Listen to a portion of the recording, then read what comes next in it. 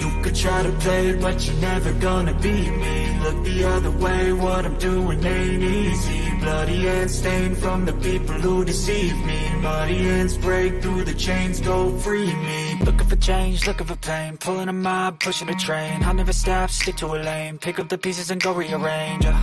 I'll be the best above all the rest, put me to the test and expect nothing less. You check as I'm chess, what's happening next? Yeah. He got the venom, a tangible weapon, no coming in second. This life is a lesson, he got a new engine from pain, it's a blessing. New focus, no guessing, just bold and obsession, all in his possession. You got their attention, I'll leave an impression and take your redemption. Just kill, no discretion, your mind is a weapon. 11-11, it's time for progression. You could try to play, but you're never gonna beat me. Look the other way, what I'm doing ain't easy. Bloody hands stained from the people who deceive me. Muddy hands break through the chains, go free me. People like sheep move feet, hurt it easy. You don't wanna be fast asleep when they scheme. Better stand tall, ready for a fight, believe me. When they try to change, you can say no, free me. So he's been looking for somebody who could save him, instead of searching inside for what they gave him. A strong will, strong mind causes mayhem. We could change the world, change times, rearrange them. Staying on pace, running the race, life is a chase. I don't want a place, I wanna be first. Work till it hurts, dehydrated thirst till I'm in a hearse.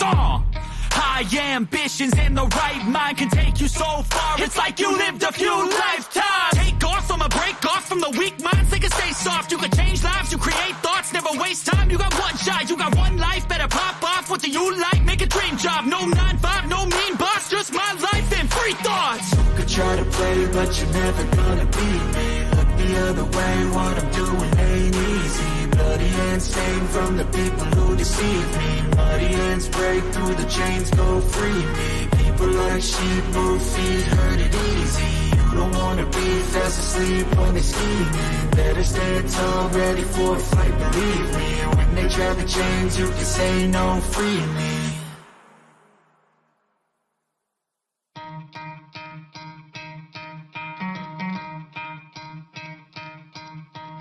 You could try to play, but you're never gonna beat me. Look the other way, what I'm doing ain't easy. Bloody hands stained from the people who deceive me. Muddy hands break through the chains, go free me. Looking for change, looking for pain, pulling a mob, pushing a train. I'll never stop, stick to a lane, pick up the pieces and go rearrange.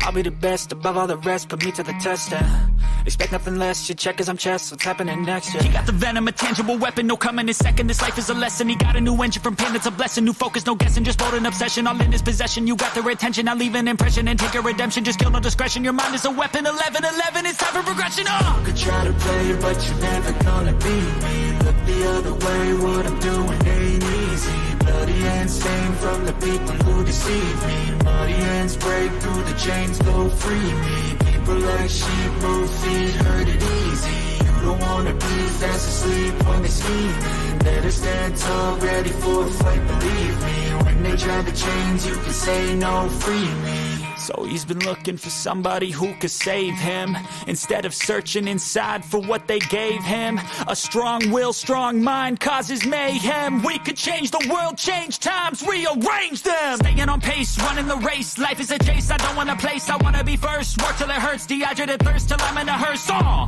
High ambitions and the right mind can take you so far. It's like you lived a few lifetimes. Take off, I'ma break off from the weak minds. They can stay soft, you can change lives, you create thoughts, never waste time. You got one shot, you got one life, better pop off. What do you like? Make a dream job. No 9-5, no mean boss, just my life and free thoughts. You could try to play, but you're never gonna beat me. Look the other way, what I'm doing ain't easy. Bloody hands stained from the people who deceive me. Muddy hands break through the chains, go free me. People like sheep move feet, hurt it easy. You don't wanna be fast asleep when they scheming. Better stand tall, ready for a fight, believe me. When they try to change, you can say no, free me.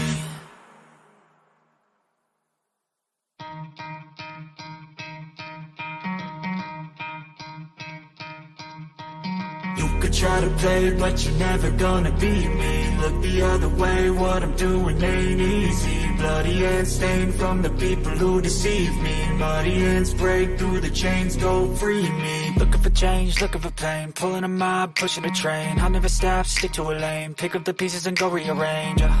I'll be the best above all the rest, put me to the test and expect nothing less. You check as I'm chess, what's happening next? He got the venom, a tangible weapon, no coming in second. This life is a lesson. He got a new engine, from pain it's a blessing. New focus, no guessing, just bold and obsession. All in his possession, you got their attention. I'll leave an impression and take a redemption. Just kill no discretion, your mind is a weapon. 11-11, it's time for progression. You could try to play, but you're never gonna beat me. Look the other way, what I'm doing ain't easy. Bloody hands stained from the people who deceive me. Muddy hands break through the chains, go free me. People like sheep move feet, hurt it easy. You don't wanna be fast asleep when they scheming. Better stand tall, ready for a fight, believe me. When they try to change, you can say no, free me. So he's been looking for somebody who could save him, instead of searching inside for what they gave him. A strong will, strong mind causes mayhem. We could change the world, change times, rearrange them. Staying on pace, running the race. Life is a chase, I don't want a place, I wanna be first. Work till it hurts, dehydrated thirst till I'm in a hearse.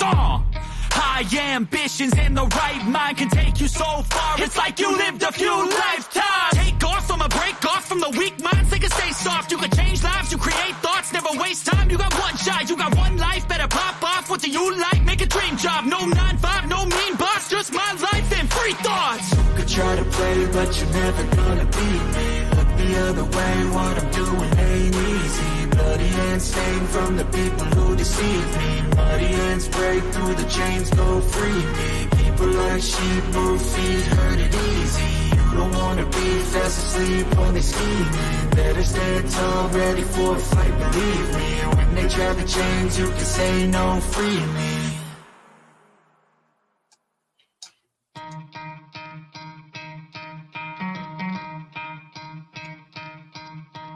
You could try to play, but you're never gonna beat me. Look the other way, what I'm doing ain't easy. Bloody hands stained from the people who deceive me. Muddy hands break through the chains, go free me. Looking for change, looking for pain, pulling a mob, pushing a train. I'll never stop, stick to a lane, pick up the pieces and go rearrange. I'll be the Yes, good people, big up to all of you, and welcome back to Chelsea Perspective once again for another edition of the Blue Morning Show. Today we will be reviewing Chelsea's thrilling home game, a 3-2 home game against Newcastle United. Before that game, a lot of people weren't too sure what's going to happen. I wasn't either, but as the game progressed, I was confident, even when it was still 1-1 draw. But big up to all of you. We have some news items to address, and after that, or let me just call them reports. And after addressing them, we will go straight into the match review, where we'll also do the planning to also do a player ratings today. My boys have a week holiday, so yeah, I'm gonna have a lot of fun, and for a reason I'm not gonna say here, we're not gonna be traveling to anywhere. But that's, by the way, we're here to talk Chelsea. So sit back, relax, and let's get into the show.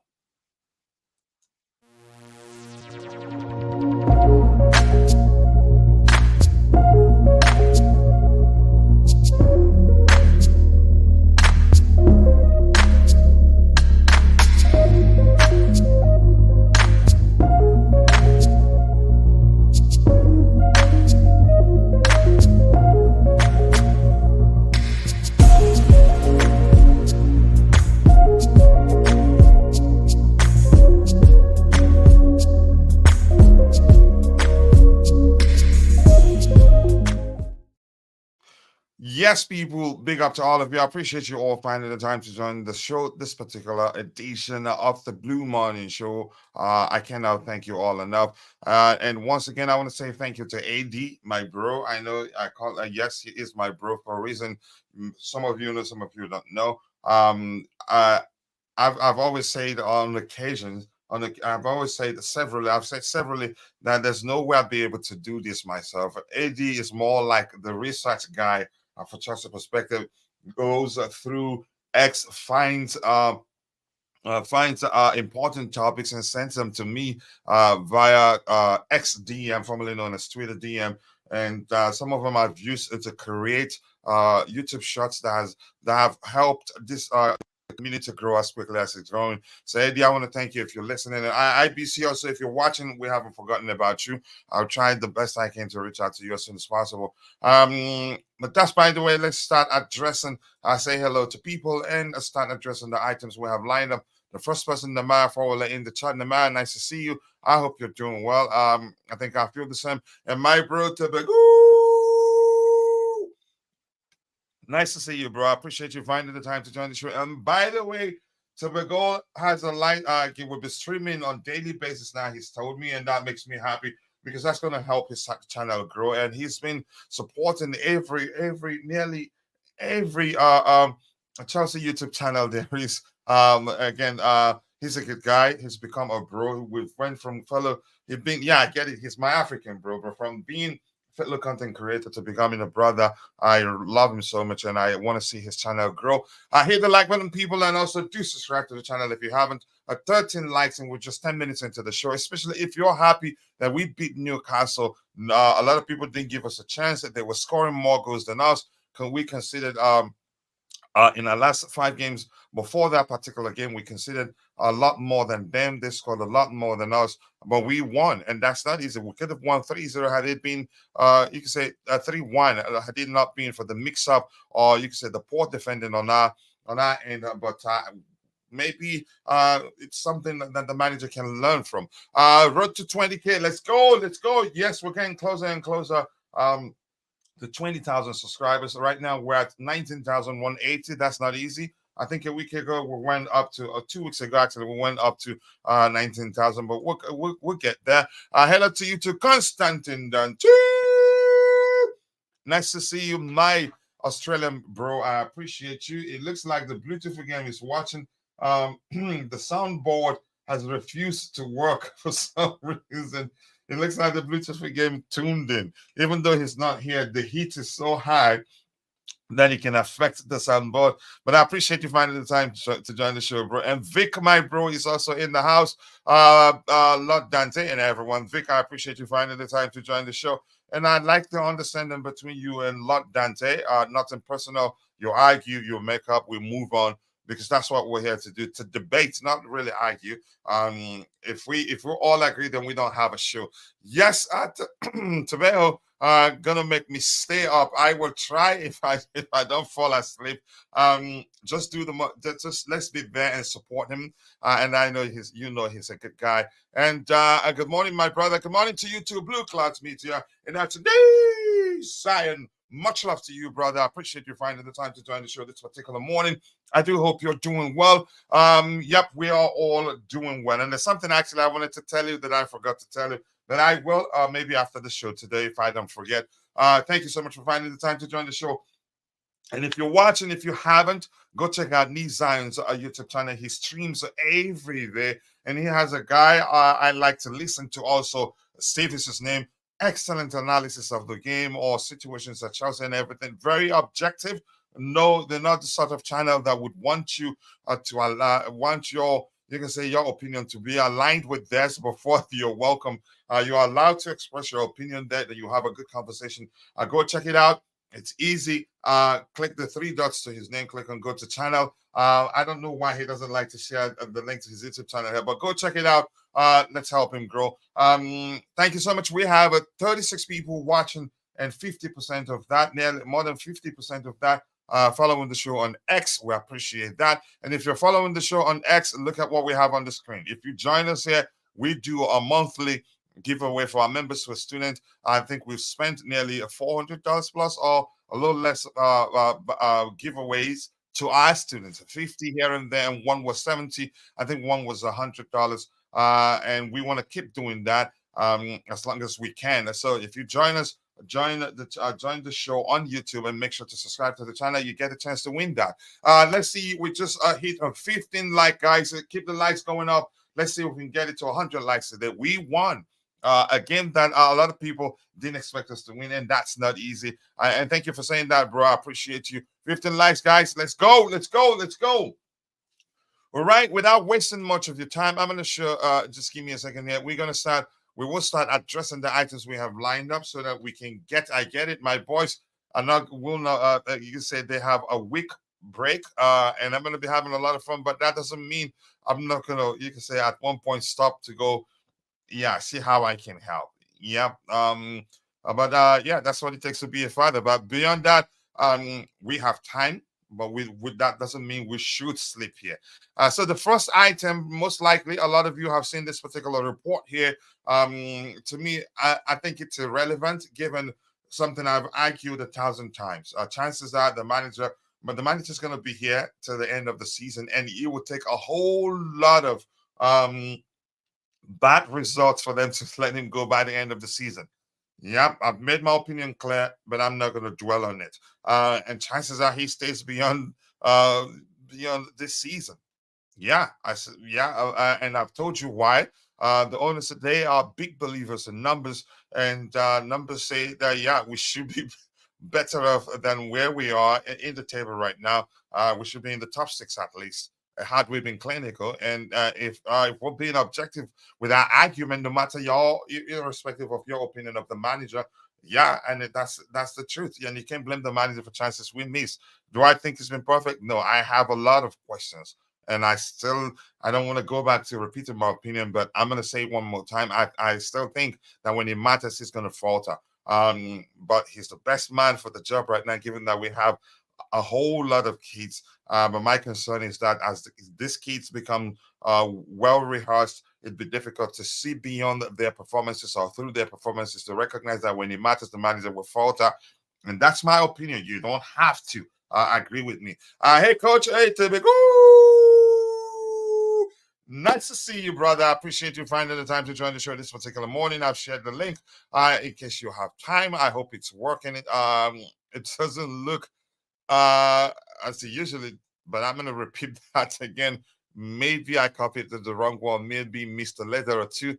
But there you go. I'm going to repeat it. It looks as if it's going to look good right now. I don't know. I've shared it the second time. So, yep, there you go. The second one probably more correct. Let's see. I've done that, bro. I appreciate you. And Jerry Z will get hard on seeing this news. He likes, yeah, Jerry Z does like Heinz Flick. And the report, let me read the report, by the way, because I haven't read it. Just busy talking about discussing why I don't think it's a possibility, really. And I still think Heinz Flick will struggle in the Premier League, and that's because he's that sort of manager, hell bent on approaching the game his preferred way without compromising, even when even if it occurs to him that if he compromises, if he changes things a bit, that it will lead to success. He just wants things done to his own way. He's not pragmatic enough for me, and I think that will lead to him struggling in the Premier League. Yes, people. And just quickly, I want to appeal to those of you who are following the show, but for one reason or the other, you're not able to participate in the chat. Just know that we appreciate you. And that's because we do recognize that you watching alone does go a long way. But we want to ask you for one favor, one tiny bitty favor, which is to take a second and drop a like on the stream for us. The likes do go a long way. And also do subscribe to the channel if you haven't. I want to say thank you once again to all of you. You all provide great value. 48 people watching, nearly 51% of that are following the show on X. So if you don't mind joining us here on Twitter, believe me, you will. I think that's a benefit to being part of the show on YouTube, and also subscribing to the channel. You'll see that on the screen in a bit. Chimera, you know I don't like you, bro. Much love to you. I appreciate you finding time to join the show. You're going to the H negative place. I'm quite sure you do know that already. I don't mind him over Poch, obviously, but still I would prefer a Spalletti, yeah, a bit more pragmatic than him. Premier League is not where you're the sort of place to be too stubborn with your preferred approach and not be pragmatic enough to, you can say, to overcome the most stubborn teams. So, for lack of a better way to communicate what I want to say there effectively, but I hope you understand. But that's, by the way, let's start addressing the items we have lined up. Tabejo is in the house. I've said hello to him. My soundboard isn't working, which is usually a sign that the Bluetooth game is close by. The heat he emits whenever he comes out of the H negative place strong enough to melt the soundboard or stop it from working. But Taveo, big up to you, my bro. Let's hear you. What do you make of the news or reports linking us with a move for Hansi Flick? His teams are so good to watch, especially his Bayern team.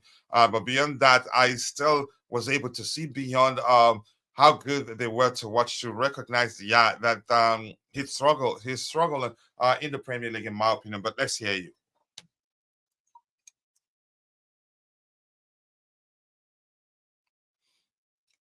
Are you there, Tabejo?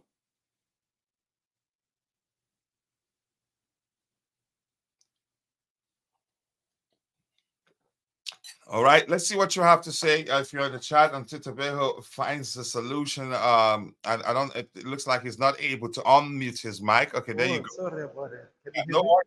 Go, but a bit of echo. Maybe you should get it a little closer to your microphone so we can hear you.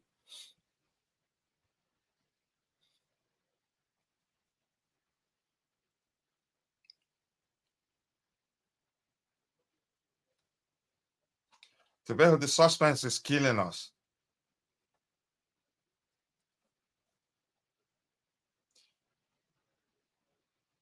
All right, I'm gonna keep talking to you guys, and we're gonna move to the next item. Tabejo looks like he's having sound issues there. I don't mind him over Poch. I don't mind him over Poch either.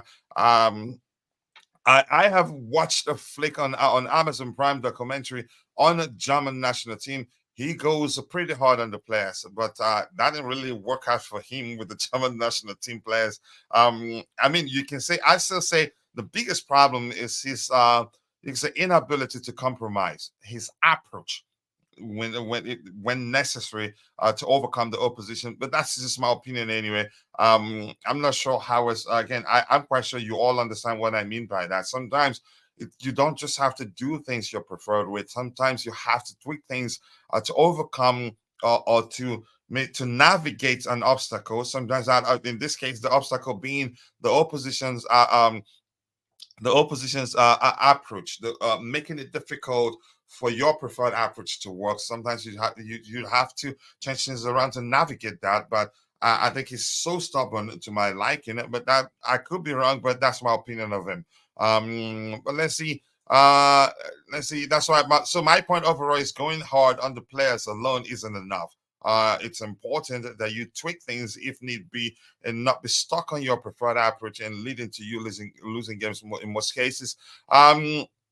Great insight from an inside a dressing room. Great raw footage captured. I want to see it because it's always something to learn when you watch these things, those documentaries. Yep.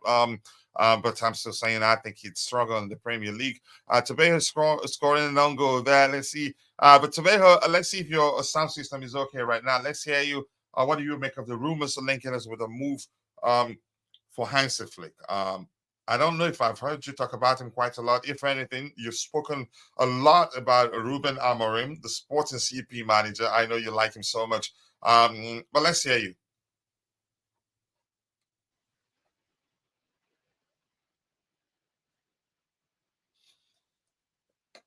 Right. It looks like it's going to be a long day for Tabeja today. Those things happen. Yeah, we've been there. Sometimes we had to shut the show down Is because it better? refuse to work. It looks like we can hear you right now. Let's go ahead. Okay. To be honest, Hansi Flick is one of my favorite coaches. So I wouldn't mind him at Chelsea.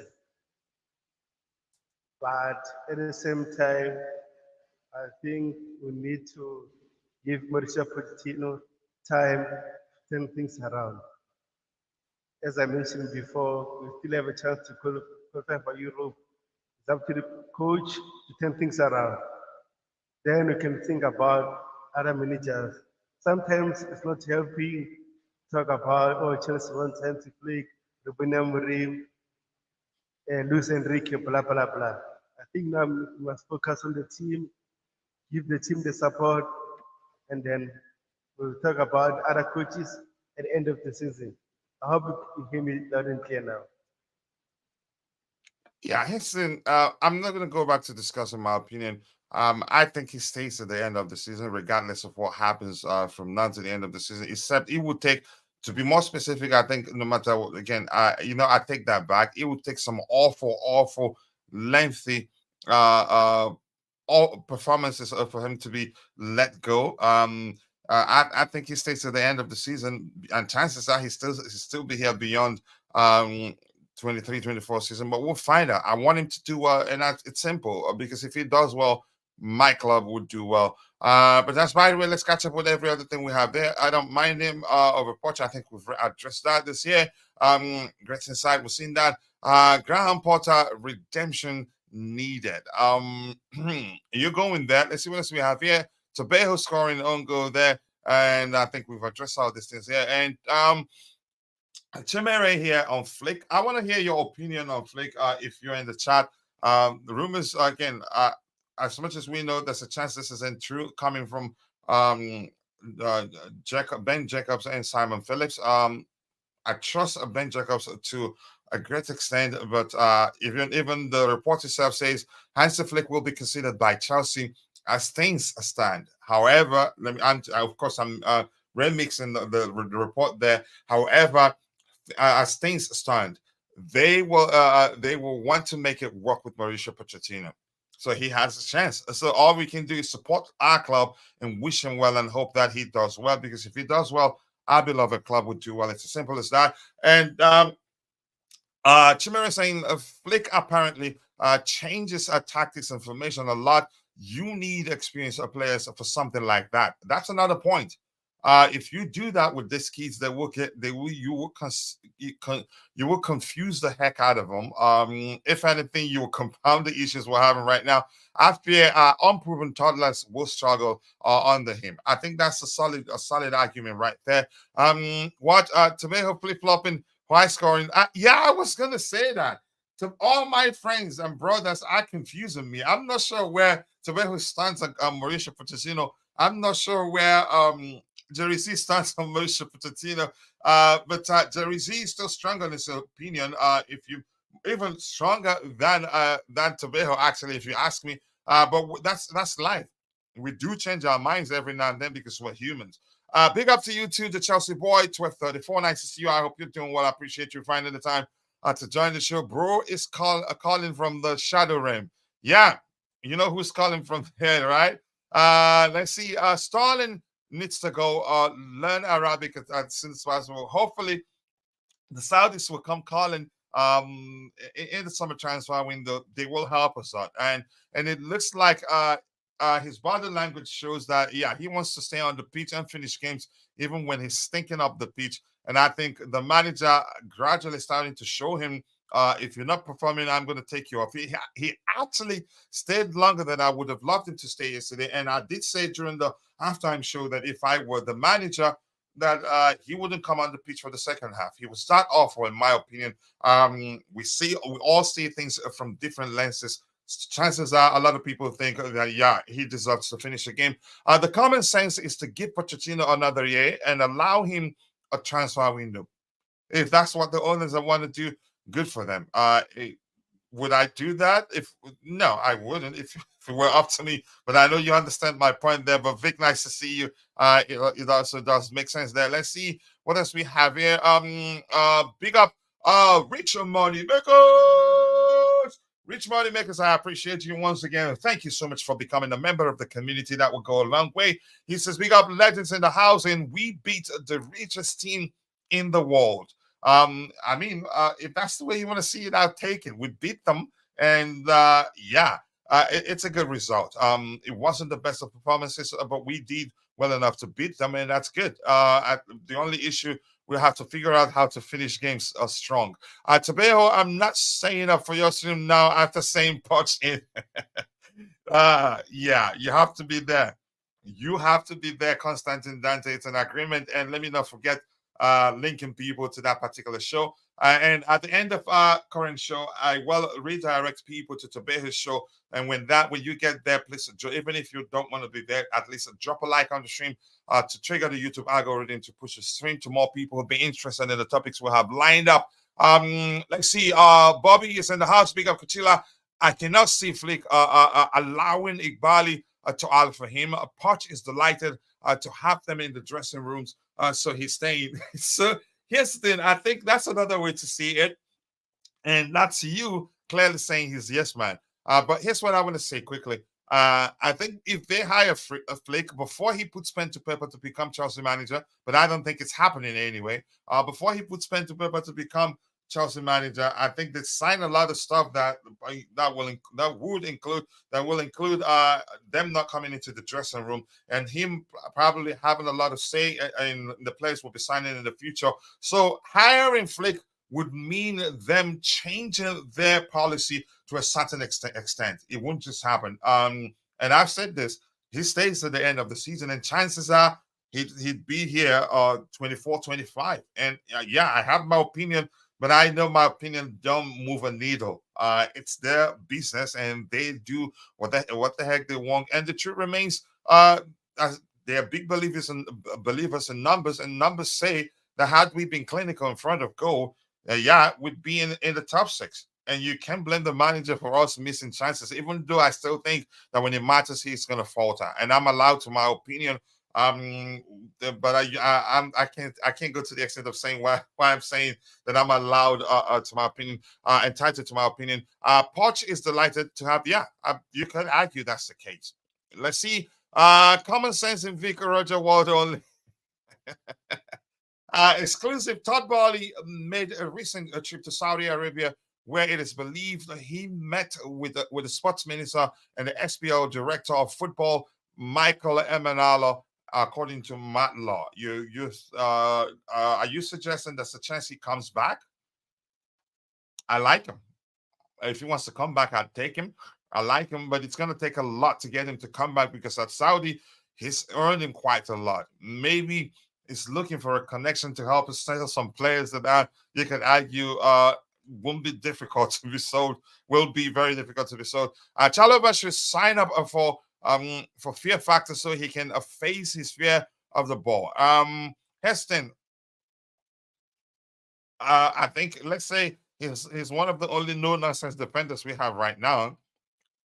And his attributes complement that of the other defenders that aren't no-nonsense defenders. I like him. I think he brings good balance to the defense. And remember, he looked at home, even though he's been out for a while. Both goals we considered, we made mistakes. I'm sick of considered goals, and it's up to the manager to look at the situation and figure out why that has been the case.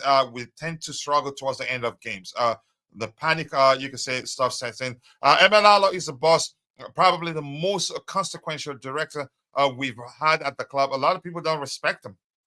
Yeah, and I know one in particular, but I'm not going to mention name. Let me just go ahead and mention his name. For instance, Stav thinks he was awful. Bobby thinks he was the best we've had, and another Bobby here, yes, thinks he was. I think he was good, but for some reason it didn't really work out between him and the club, and he didn't like the structure at the time and had to leave. Vic is even talking like Roger now. Now you're becoming suspicious, right?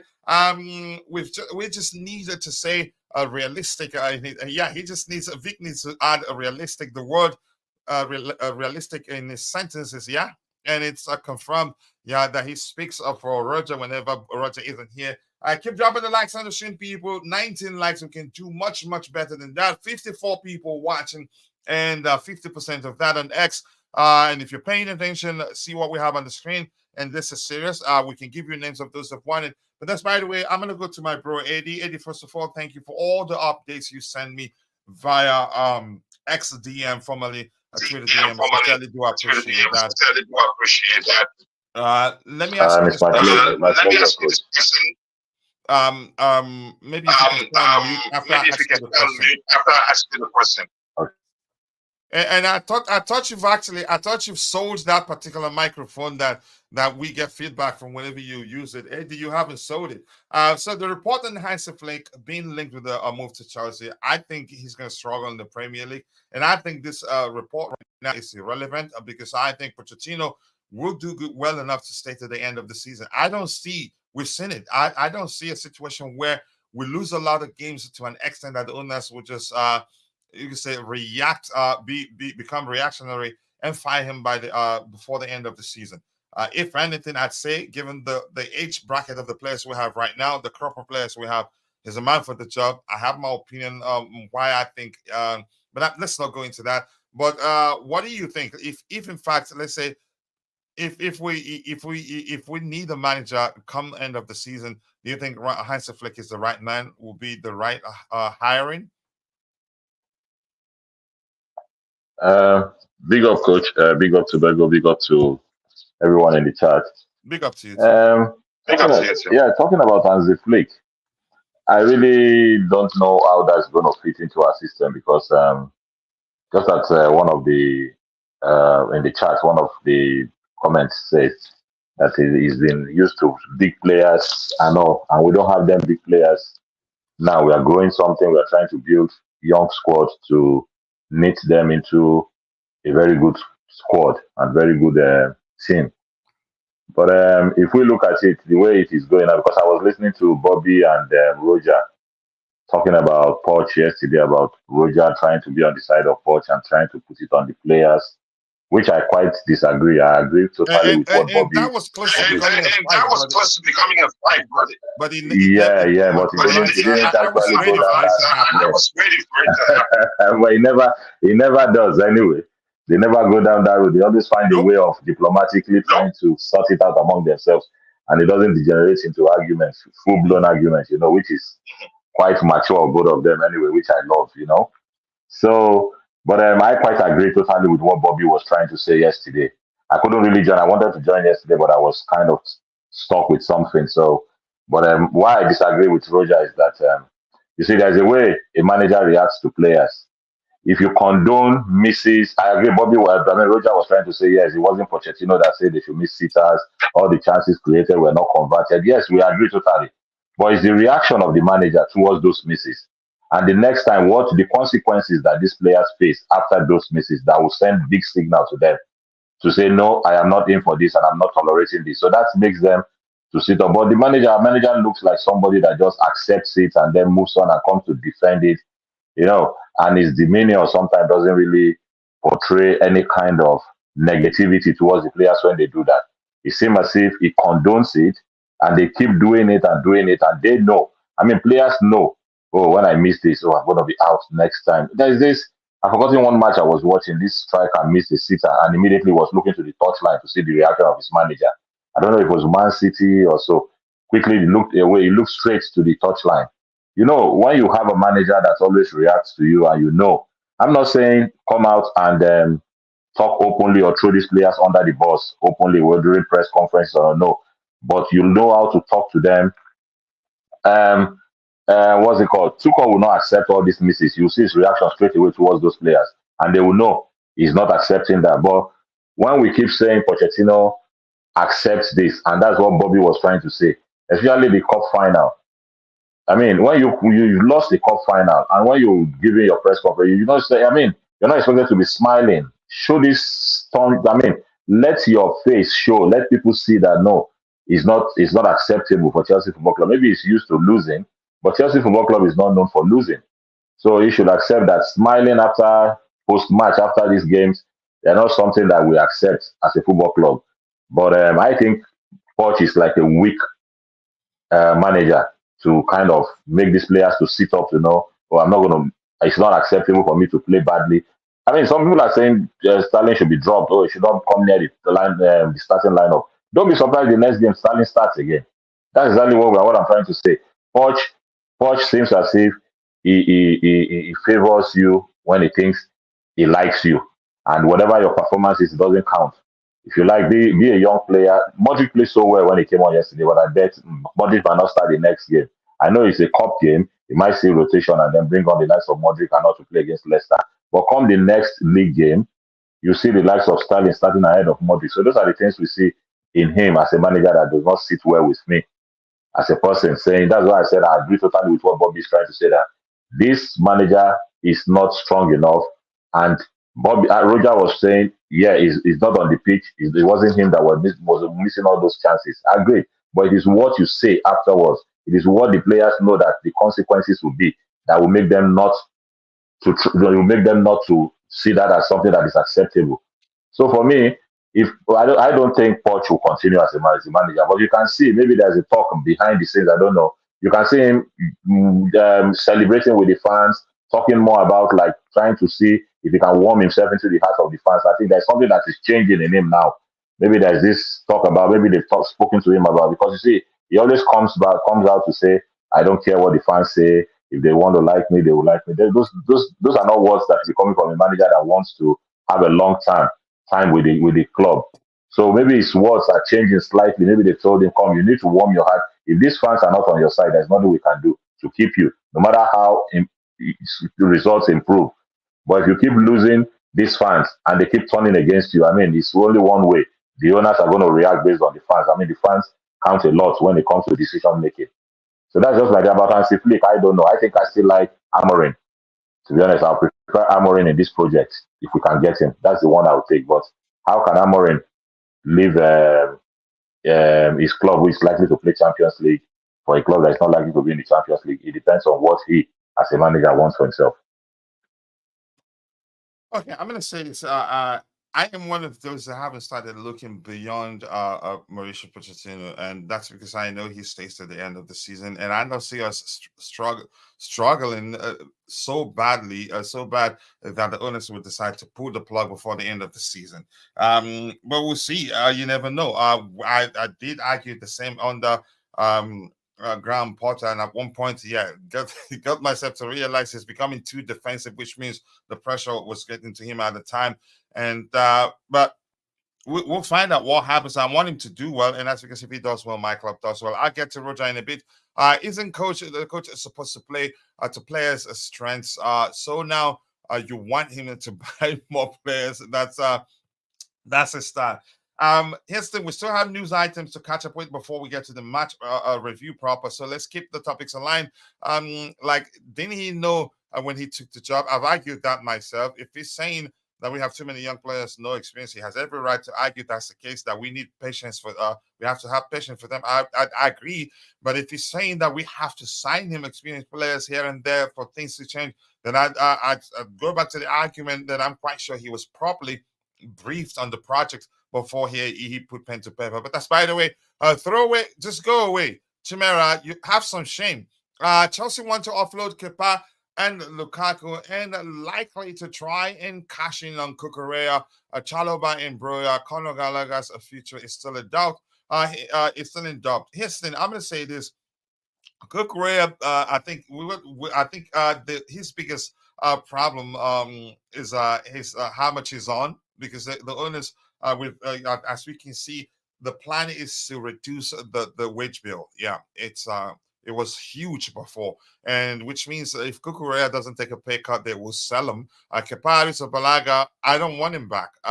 He literally sold himself to Real Madrid, and he's seen they don't want him now. Now he's in you can say maybe he's in limbo, but unfortunately we'll have to find a way to sell him as soon as possible to get some cash, because I think his contract is running. I don't know how much he has left on his current contract.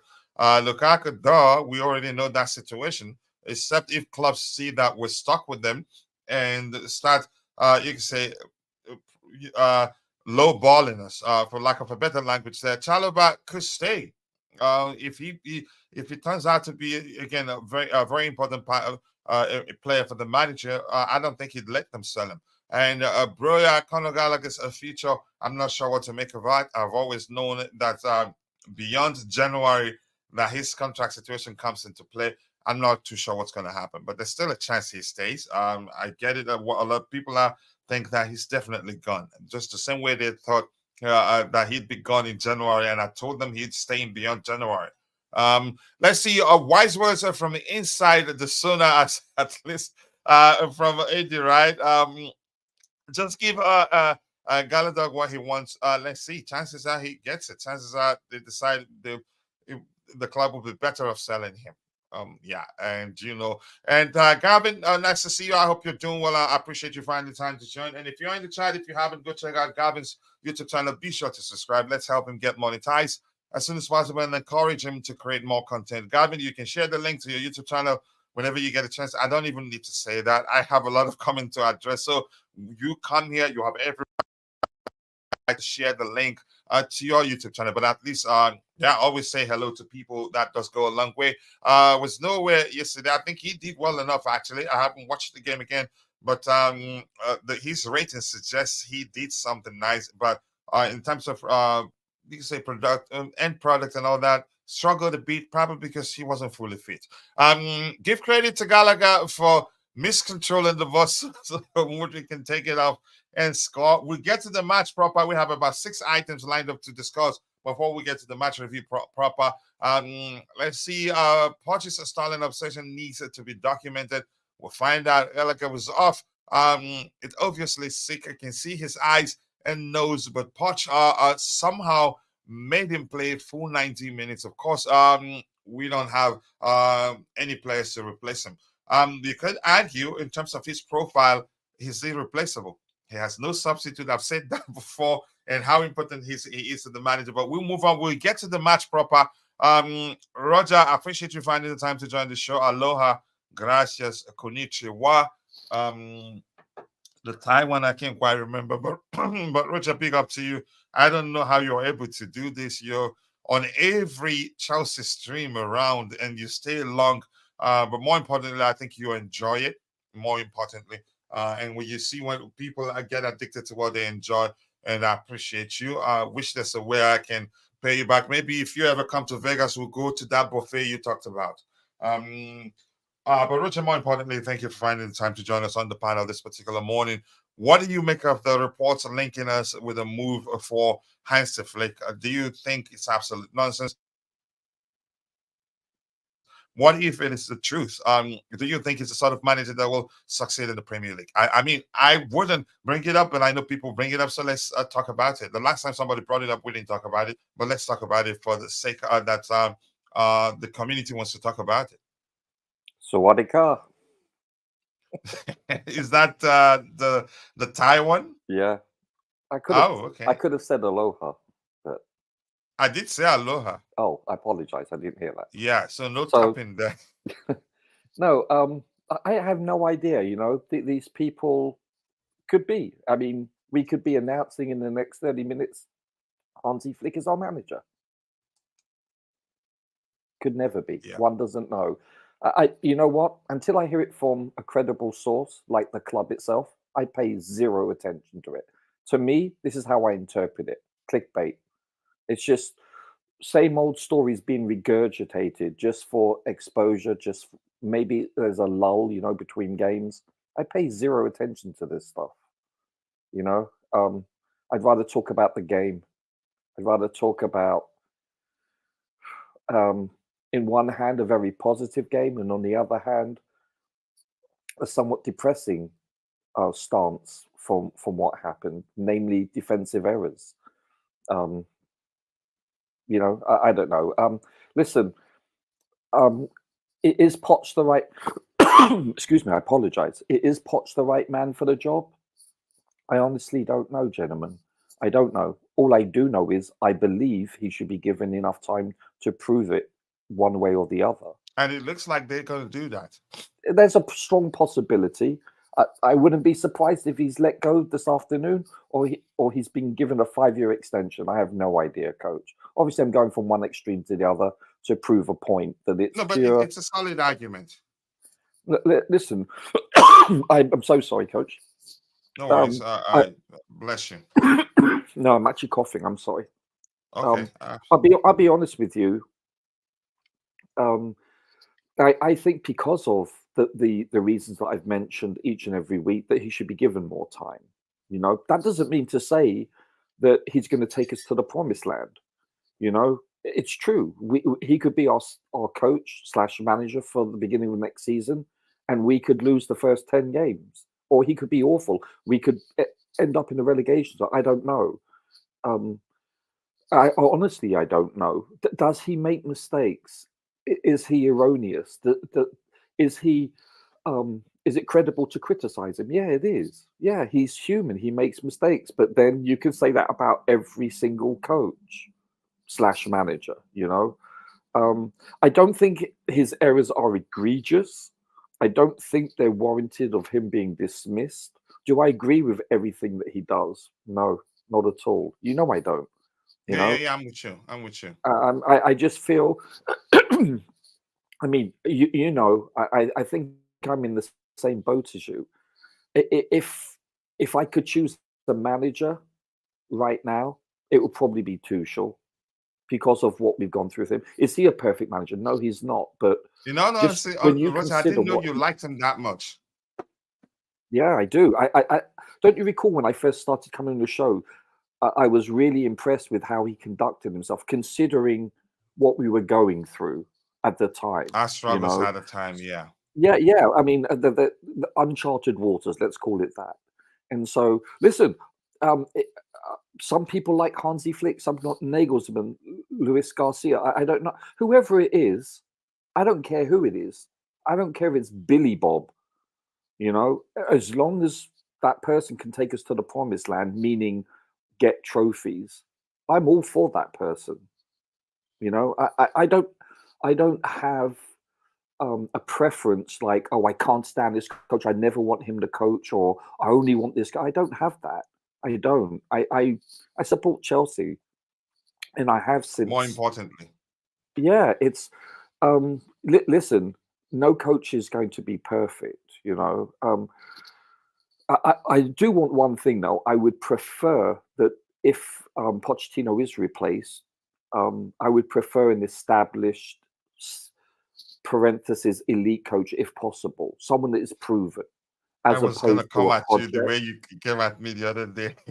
No, but that's what I would want. You said just established. I was like, Roger, elite. No. But someone that is a proven winner in the Premier League. No, I understand. I'm just saying the way you said, coach established. No, by definition, Pochettino is established. He's established. Yeah, exactly. No, he's established. No.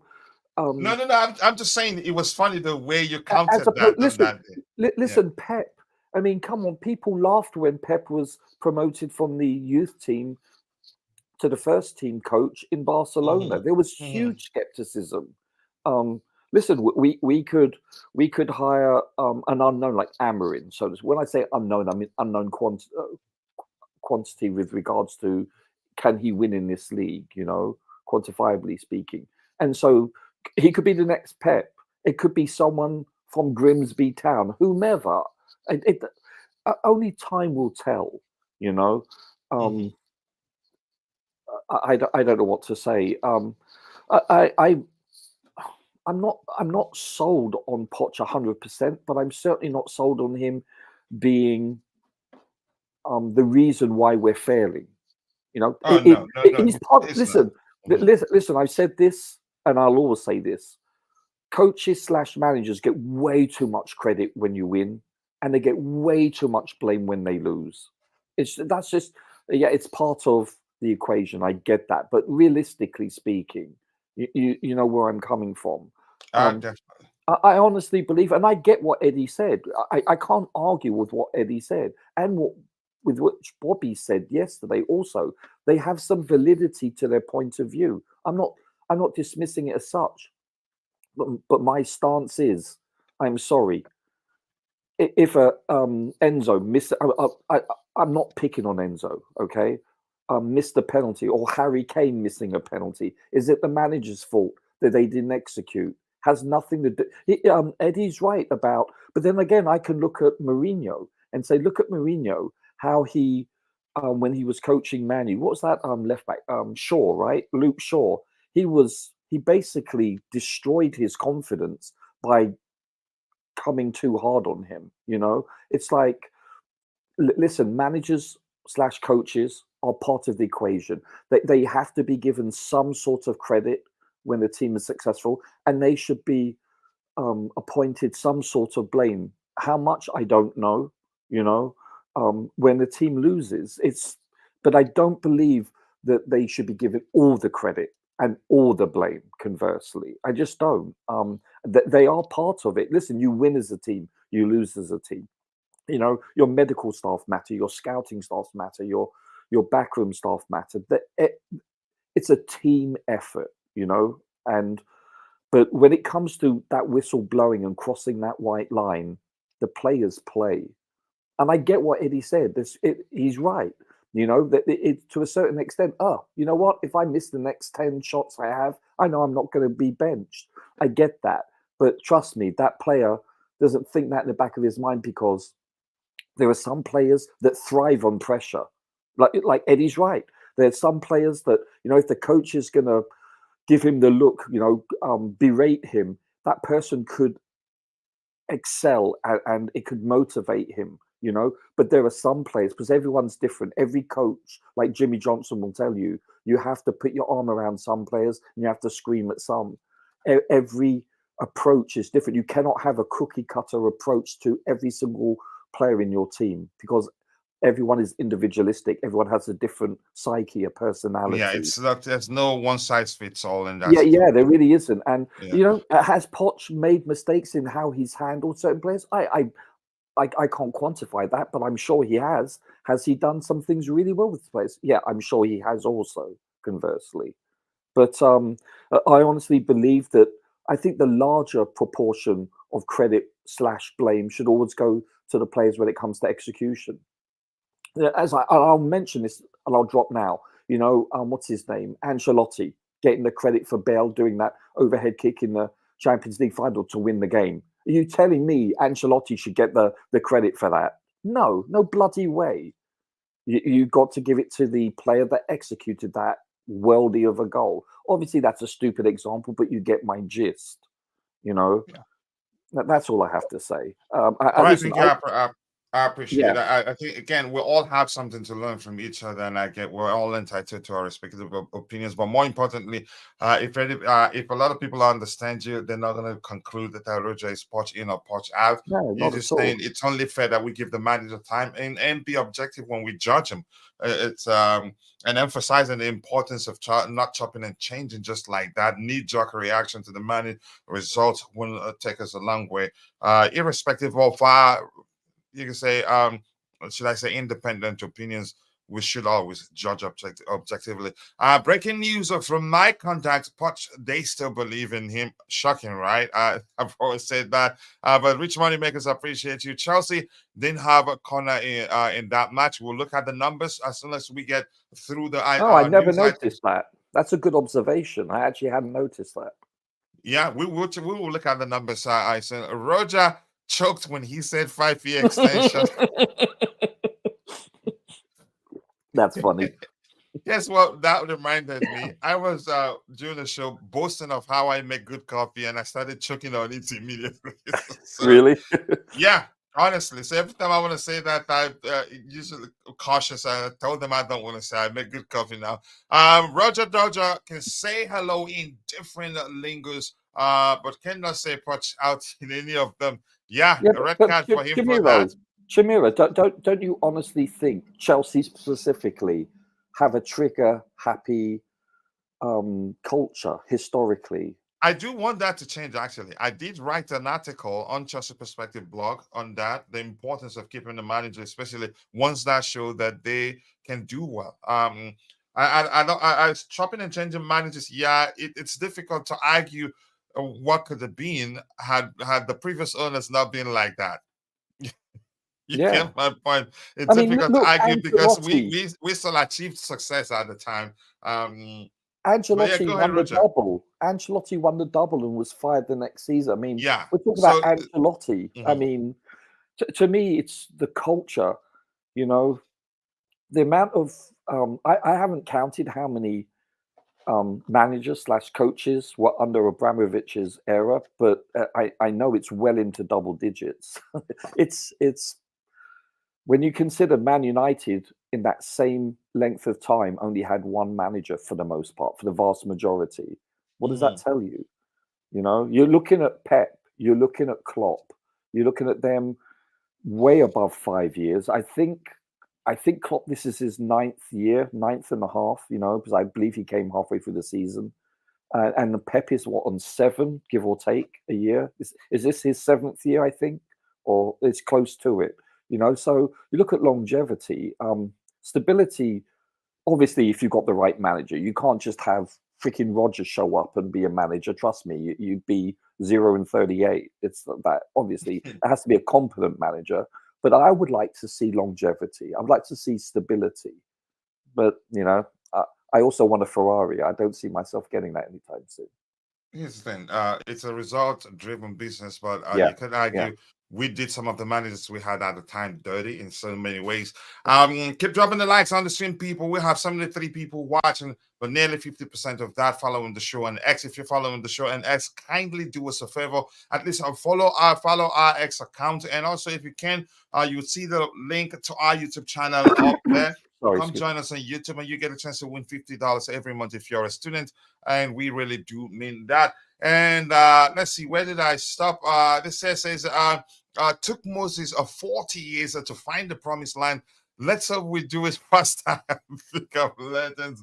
Glenn, I thought you were my friend. Why are you doing this to me? Yeah. But more importantly, Glenn, nice to see you. Much love to you, brother. Wow, that's a good sign. Glenn is actually going to the H positive place. Every time he comes around, the soundboard start working. But Glenn, nice to see you. Glenn 10. Let's see, your Chelsea fans still believe that changing managers every season will still work, just like Roman era. It depends on who you hire next. But here's the thing. I don't think we should be changing managers like that. If we find the right person and they believe that's the right person, keep them for a long time. Yeah, I think it will lead to us achieving, you can say, sustained success of a lack of a better language there. 2324, nice to see you. I hope you're doing well. Keep dropping the likes on the stream, people. The likes do go a long way. 28 likes, we should be doing way better than that. 41 people watching on YouTube, and another 33 on X. Please be sure that you're liking the video, and also if you haven't, come and subscribe to our YouTube channel. Satisfied with how our attackers have finally figured out how to finish a bit better, except Sterling. I think I have had enough. We'll talk about him in a bit. We'll have some news items to address. I will once again reiterate my apologies to Cole Palmer, quality player. Were you one of the ones that doubted him? Let's boo him. Let's boo Supreme Court. Boo. You doubted him. You did. Okay. You have to apologize even more. Big up to you too, JC. Nice to see you. I hope you're doing well. I appreciate you finding time to join the show. Why Supreme? Yep, he doubted them. Palmer keeps losing. He lost the ball more than I would like. I have to be honest there. But still, he's that sort of player. When he loses the ball 10 times, and the 10th, 11th time he gets the ball and he scores with it or creates a good chance for his teammates. Let's see. Midfield balance is still a mess, and the way we defend is like a school kids. I think some tactical adjustment is needed to be made to fix that. Whatever you call it there. Big up to you too, JC. I recognize the other from X there. Which direction is the wind blowing today? I'm not too sure. I haven't checked. And I don't have a windmill that will help me find out. Coach, at this point, I don't know who to blame. Yesterday, we had some bozo moments in that game. I cannot even blame Poch. We'll get to that. There's a question. Roger, can you remind me to ask you a particular question, something that I've been thinking of why that is the case, but when I ask you the question, I want to get your opinion on why that's the case. Tabejo has flipped back. Now, for firing did work for us. That's why I'm saying it'd be difficult to argue that it's not a good strategy, and people always come up with that and say, yeah, Roman did it and it worked. It made us who we are today. It's an approach like any other. It's a result-driven business. And you can say on occasions that our owners of mid-season fire managers probably, I don't know whether the secret is to get because the new manager bounce really did work under Roman, actually, in my opinion. And during an interview, he talked about the hiring of Farrington and said, yeah, and it worked. I think I'll try to find it. If Castanaccio wins you every title there is, but you like tiki-taka football, would you complain? I'm gonna say this. I'm not gonna call it tiki taka. I hate managers that are overly pragmatic. You can still play good football and win, and Pep has proven that. Hansi Flick has proven that. There are other managers that's proven that. Yeah, you can do both. Actually, style with substance, for lack of a better language. There, it was still a panic buy. So, that's a tax. Allow me. I beg. I know. I know who your head.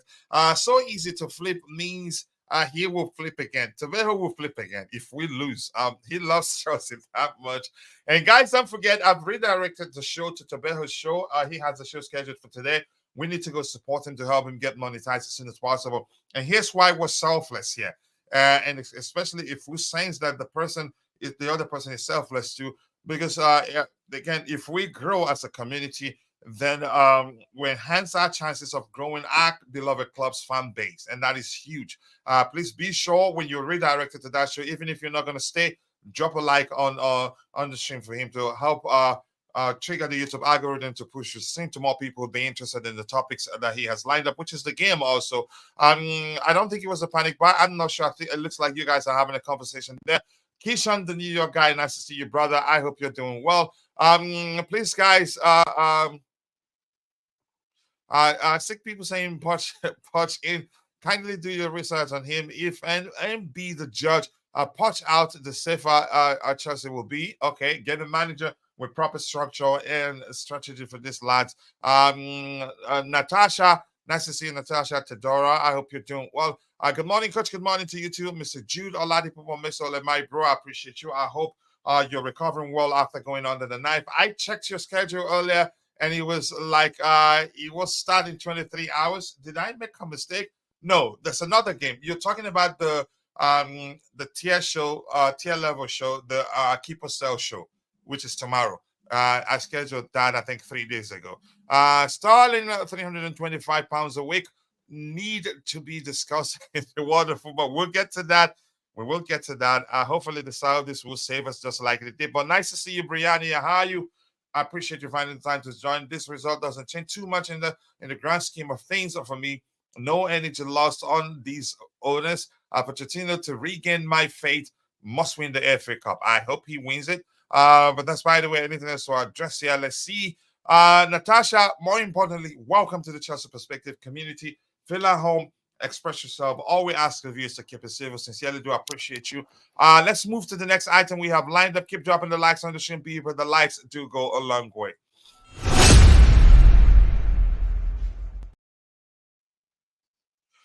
All right, this one here, Joe Ravich, the man who made the Chelsea takeover happen.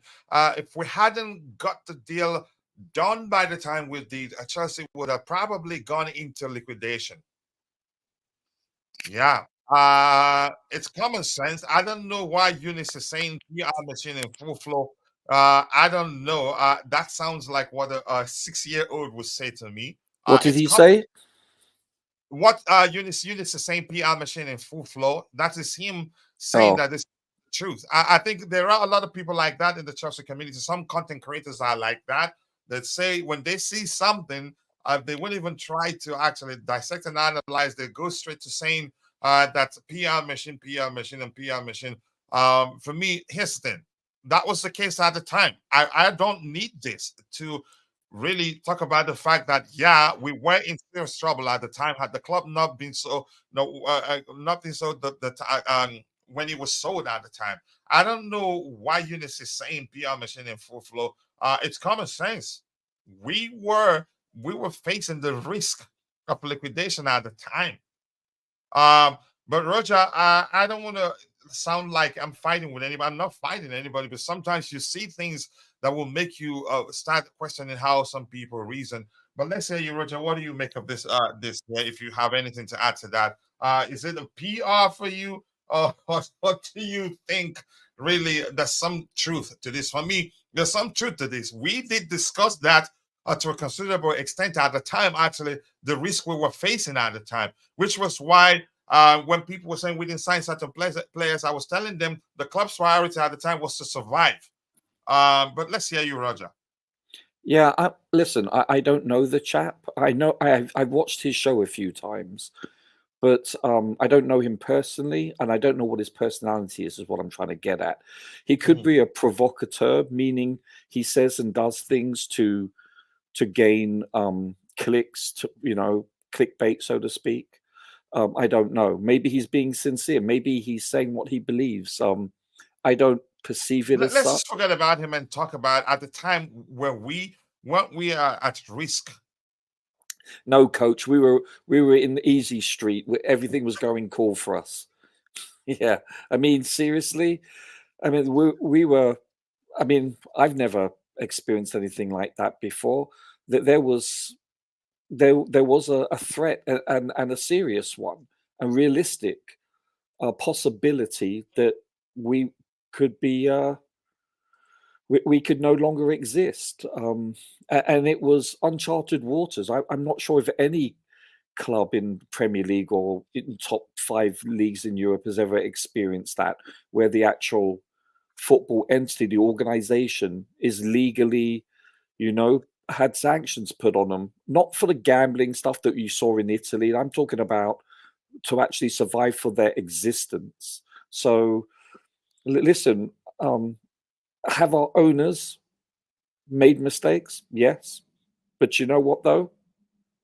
I'm actually really pleased to have them, as opposed to, because listen, this will be our second consecutive owners that their intentions are to make us better. That's how I'm going to put it.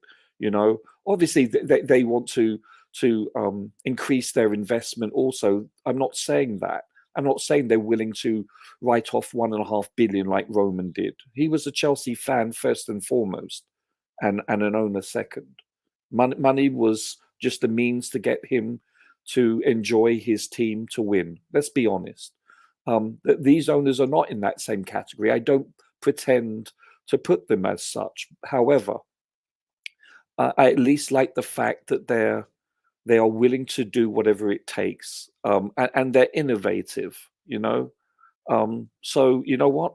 As I said, I've lived for nearly 3 decades, virtually all my adult life in the United States. I understand Americans' mindset and how they go about business. Business mindset. Yeah, I really do. I mean, it's quite a different, and you've emigrated to America, so you understand.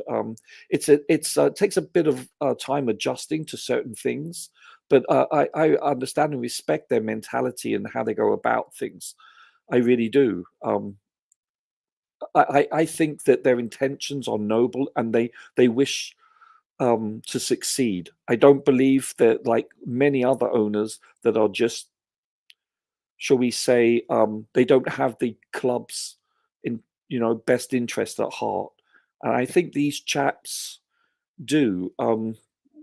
Do they need to reduce the errors being made and get better advisors? Yeah, sure, to a certain extent, no problem, because they have made mistakes. But you can say that about every team also. Listen, they're learning on the job, and I don't think anyone's denying that, or arguing that. But I think we're lucky to have them. I'll be honest with you. I'm not being pro. I've said that before. I know it would take a while before a lot of people realize the groundwork they put in and how important it will be in the future for us. Yeah. You can say the direction they're going would take a while before everything settles. But yeah, I've always known that that's going to be the case. But we come from a society now where we want things to be successful immediately, and that's now not realistic. Or never. Yeah. Now or yesterday. Actually, better phrase. Yeah, now or yesterday. Unfortunately, the world doesn't work like that. Yeah. Kishan, I recognize what you're saying there. I think that's the case. I'll come to the Beho in a bit. I think you can argue in terms of their approaches align perfectly. The enemy of my enemy, let's see what else we have. They keep dropping the likes on the screen. Well, that's all on the English government. I don't want to get into that. The UK government understands the possible unrest that may occur. So they would have appointed a proprietor to run the club. Okay, let's see. Joe getting a PR for his family for his firm, surely, just to show potential clients that his management of firm can get the job done in the 11th hour. Good for him, and thanks, but needs to stop using PR. Okay, if you believe that's the case, the Rain Group dragged their feet on who the next owners should have been, and exempted many eligible candidates at the time. In context, there's not that much to be thankful for. Yes, then one thing that gives me hope is that Roman himself had the final say, if we're to believe what we were told at the time. But that's why I want us to move on from this topic. Why do I see Panda saying that they works only the way they think, and that is correct? Let's see what else we have here. Anything else here? Anything else here? Breaking news: Celta Vigo has sacked Rafa Benitez. Rafa is available. Oh, you That's really the went there, chance. Vic. And you think here's the thing. I don't think Rafa comes to Chelsea. I don't think he would want to come. I don't think he probably have forgotten. His stint as Chelsea manager. I don't think it was a good experience for him. He was doing well, and the fans weren't supporting him. Even after winning us a trophy, they still wanted him. They still want him gone. But that's, by the way, we'll move on. Let's look at the next item we have lined up here, people. Keep dropping the likes on the stream. We will get to the match review proper soon. We have 82 people watching, 50% of that on X, 50% of that on YouTube. And if you're following the show on X, kindly do us a tiny bit of favor. Be sure to follow our X account, and also check our profile. Come join us on YouTube. Be sure to subscribe, and if you're a student, you get a chance to win a cash prize every month. And hopefully, we'll do the next one as soon as possible. Let's see. Let's move on to the next item we have lined up. People, keep dropping the likes on the stream. 35 likes.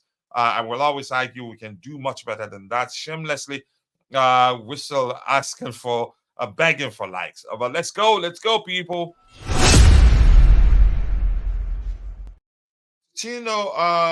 When you are in a project that is completely to be, I don't know, you wanted to add anything to the previous topic, you're there, you can always come in. If that's the case, please, you can come in now, or should I go ahead?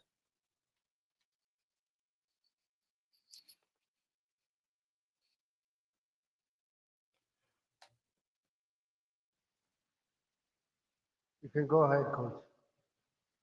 All right.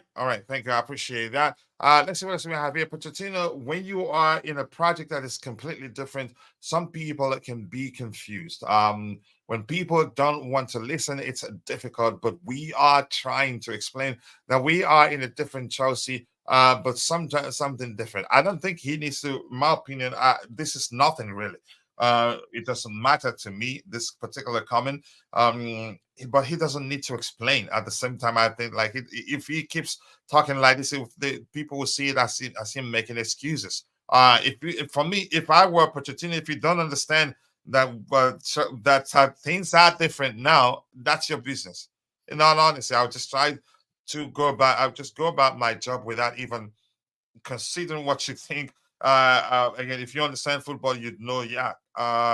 Things have changed, and it would take a while before we get to that level again. I'm not sure how long, but I don't know, Roger, you have anything to add to that, or should we move on? I say let's move on. All right. Let's see anything else to address here before we move on to the next item we have lined up. Tabeho, you wanted to say something? Yeah, I just want to say this. Mauricio Pochettino should focus on winning games than making this kind of comments. It's not helping him as a coach, and then some of the Chelsea fans don't like it. Yep, I agree with you. And JC is saying not everyone can see things. Correct. But everyone see different prism. I wouldn't say it is doom and gloom, but cause of concerns are there. What a very mature way to put it. The top guy in our club is investing part of people's money, so the risk is less for him, and he does take out a fat paycheck. Roman was different. Roman invested money only. Roman didn't want a profit. We know that. But the moment the club was sold, things changed. And I remember my first live stream, I told Bobby, I think we shouldn't get too used to us spending that much money, because Romani wasn't gonna be with us forever. Chances are he'd sell the club or hand it over to his son, and and profit becomes a priority. Then we know where we are today. Hello to you too, Roger. Roger sent the chat saying hello to everybody, and he says, I asked, did anyone attend last night's match, and if so, what formation did we use with and without the ball? Predominantly, okay, good question. If you paid attention, Roger has a question there. Pochettino just doesn't help with these statements. Start contracts to what you said at the start of your tenure. That's why I think he should speak cautiously. He should speak cautiously. He's a human being. Chances that every now and then he'd say something that when people see it, they'll take it, run with it, and try to find a way to make it align to their you can say narrative. Pochettino is not him, according to Tire A. Okay, let's see. Too much Hollywood. Somebody needs to tell Poch that this is not sports. Majority of here don't feed on feelings. The results matter quite a lot. I'm just gonna leave it at. I think he should mind his words. Whatever he say. I don't know. What three players would you get rid of? Get rid out of everyone that played yesterday's game. I just say yesterday's game, just one player comes to mind, and that's Raheem Sterling. I don't think I've been able to think to see it beyond Raheem Sterling. No other player comes to mind right now. Maybe I have to look at that game again. Is that the trick question, Roger? I'm quite sure you've seen that yourself. It should not be Pochettino's place to explain the so-called project when he clearly didn't have the best understanding either at the start. I think what he said when he when he first arrived, for lack of a better language, there sounded as if he was confident. He actually did say that we can actually win the league and all that. We want to win it and all that. I wouldn't want him to say anything different. But he sounded. I'm just saying that he sounded like he doesn't understand the project either. He realized that having too many players will be an issue in the future. But we're moving from that. It should be the owners or the directors, their job to explain. Let's see what else we have here, Roger. Big clubs in the league with relegation do not go 3-4 years without being competitive. Neither does speculating on all 20-year-olds build a foundation for success. They are experimenting with us. Possibly, I'm not sure, but I don't think that's the case. I think we all see things from different lenses. I think they are preparing. You can say they've changed to align with the way the Premier League has changed. The Premier League's sustainability and profitability rules is a huge issue here. And you can say we are set for the future. We're not going to be spending that much in the future. If anything, we're not. We'll have the money to just buy one player and we'll be all right. And that's because we signed a lot of good talents. But that's just my opinion. Kukurea also was a complete bozo, although he did just come back, and it wasn't that much worse than what Chile was doing. Wow. Some comment right there. Giovanni, once again, a nail biter. We should have won this game comfortably. Chelsea concedes. We'll get to that game in a bit. Keep dropping the likes on the stream, people. The likes to go along with. Let's move to the next item. No need for the bells and whistles. Let's move on. This says Pochettino on what Mudryk needs to do to earn a run of games. That is convincing me even more. Confusing me. It's about to compete with different players in the position he can play and then deserves to play. It's more of a question for him than me. I disagree because we could see that he should be starting over Raheem Sterling. If Raheem Sterling has anything over him, it is experience. And this guy, he has that, you can say, that factor we've been missing. He's capable of pulling a rabbit out of the hat, either with a long-range shot because he has it in him, or dribbling, finding the solutions in tight spaces and also scoring like he did yesterday. He has it in him. in my opinion, Kukurea actually did very well. Sorry, coach, no other club has implemented this baseball model. It's never worked and will never work. Okay, I remember you said this, but I think it will work. I think they will change a bit. They will mix it up a bit, but I think it will work. We will look back in 3 years and say they knew exactly what they were doing. But that's just my opinion. You earn respect. Yep, you're not entitled to respect. I am already over this game. Feedback on the ground. Feedback on the ground. We're gonna get at least 3 in a row now before I will start getting excited. No, I celebrated the goal. Yeah, I think I agree with you. But Glenn, thank you once again. I appreciate you for finding the time to join the show. And I want to say thank you once again for being a member for 12 months. That's not easy. I appreciate you. Roger, you have anything to add to this one, or should we move on? Let's go ahead. All right, thank you. Jude, you have anything to say with regards to the manager's comments about Mykhailo Mudryk? Are you there? Yes, I'm here. How are you doing? I hope you're recovering well after going under the knife. Yeah, thank you so much. Yeah. Here, Excellent. Uh, here. yeah, I'm happy he acknowledged that Modric needs run of games, and it is responsibility to give Modric that run of games so that he doesn't become rusty. I know he's a very good footballer. Though I don't want to compare him with Hazard in terms of skills, but when we signed him, I was looking onto the fact that okay, we have something that can grow into something near an Eden Hazard. Hazard came as a full raw talent when we signed him, but in the case of Modric, I saw that he still needed to grow. So it's his responsibility to give Modric that run of game to help him become better and so that he doesn't kill the boy's confidence. I'm happy he came on for a short moment yesterday and was Mm. able to make an impact. I was very, very happy for Modric. If it shows that, okay, while he's on the bench, his confidence is not going down. But that is not a justifiable reason to keep him on the bench. The coach has to ensure that he gets some very good minutes here and there. Not like him playing the whole 90, but just give him a very reasonable amount of minutes consistently. Yeah, and that'll be very good. I'm happy he knows that. So it's up to him to hand it to him. Yeah. It's something I want to say quickly. I think Raheem Sterling, uh, body language, especially when he's asked to come off, it's concerning. I think that possibly could lead to him having serious issues with Mauricio Pochettino.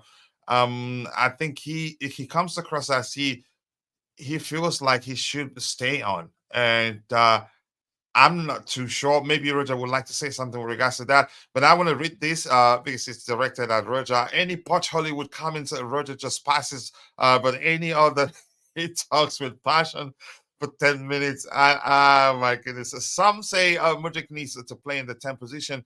Do you guys also agree that because I think he does well there. He has something that makes him very unique. He does more of you said the give and go process than any other Chelsea player. He's into that, and he does it very well. Before he gives you the ball, makes a move and expects you to give it back to him. He's seen the space. As he gives you the ball, he's running into that space and waiting for you to give it back to him. And in most cases, if you can get it to him, we progress the ball effectively, or he gets a chance to shoot. I think he's that good. That makes him unique, and he's a fine dribbler too. But I know a lot of people give up on him easily. That people having good conversation there. Enjoy your conversation. Let's see what else we have here. The best thing we can do right now is support Poch. The squad is what it is. I think I think we have a very good squad, and I agree with you. The best thing we can do is support the manager. He's still here. And that's because if he does well, our club would do well. The squad is what it is. Let's see. So, okay, enjoy your conversations there. I appreciate you all finding the time to join the show this particular morning. Tabeho, you want to add anything to what the manager said about Mudryk, or should we move on? I just want to add something. Mhm. Yeah, in terms of coach, I think the boy deserves at least 4 or 5 games just to showcase his talent. Because every time the boy have a good performance, The next game, power is benching. So how can the boy have more confidence? You're killing him, you're killing his mentality.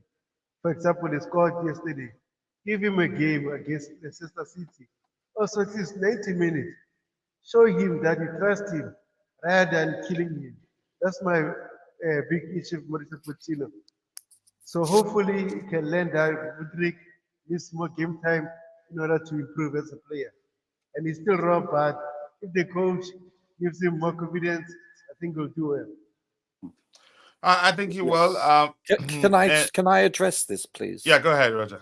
Okay, I'm going to bring an example. Grealish in his rookie year at City, he had shall we say substitute appearances and did well on occasion, but wasn't rewarded with the start the next game. So you bring someone on slowly. Obviously, Mudryk is much younger and less experienced in this league than Mudryk. However, if you recall, and I agree, by the way, please understand, I want to see Mudryk start, assuming he's healthy, to start every single game remaining for this season. So I need everyone to understand that's my wish. Be more specific. Over Raheem Sterling? Is that yeah, of course. You know, I understand if they're going to play Jackson on the left, then maybe. Okay, but I'm saying I want him to start regardless because we don't know what we have there. We need for him to actually cook. I want to see what we have. Take this season, what's left of it, and use it as a elongated preseason. However, if you recall, in the initial part, the first third of the season, when he did have a performance come on as a sub, a lot of the time he wasn't actually fit enough to play the next game. So you need to take that into context. But more specifically, about a month or so ago, if you recall, he was given a start after having a good substitute appearance, and he was subbed off at half time because, I'm sorry to say, but he was horrible. I think he touched the ball 6 to 8 times and he lost the ball each and every time. And he was lost when it came to defending. He was in no man's land. So sometimes giving the opportunity, you have to do it incrementally and be patient. It doesn't happen overnight. We have this insatiable desire and lust for immediate results. It takes time. You know, you can't just, cook a meal in 30 seconds. It's that simple. I believe we need to be more patient. And I do agree with everything you said, Tobeho. Yes, he needs to start. I really believe that. But, you can't throw him in at the deep end also, because you can look at it two ways. Oh, why is he giving him too many minutes? He threw him in at the deep end. He didn't progress, bring him in slowly. So you can play the devil's advocate and say that. Here's the thing.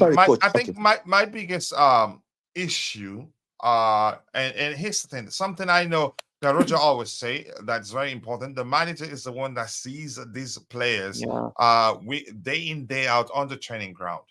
But here's where the Mudryk's case is a big issue for me, is that Raheem Sterling will start games and play up to 1,000 minutes, and when he comes on, he proves that actually he can do more. He can offer more than Raheem Sterling. And I think you could argue my issue. Well, the last start he couldn't, coach. He proved that. Yeah, I understand, but there are cases where we've seen things that we can say I wouldn't mind him starting, even if he comes across as not being a better replacement to Raheem Sterling. Then give him more game time. I don't think Raheem Sterling is going to be here a long time, except for if we don't see a buyer. I think my issue with his the game time he's gotten this year so far this season is down to the fact that I believe deep down that he can offer more than Raheem Sterling, in my opinion. But there's also the defensive aspect. We've seen him. Defensive aspect is actually way better than Raheem Sterling.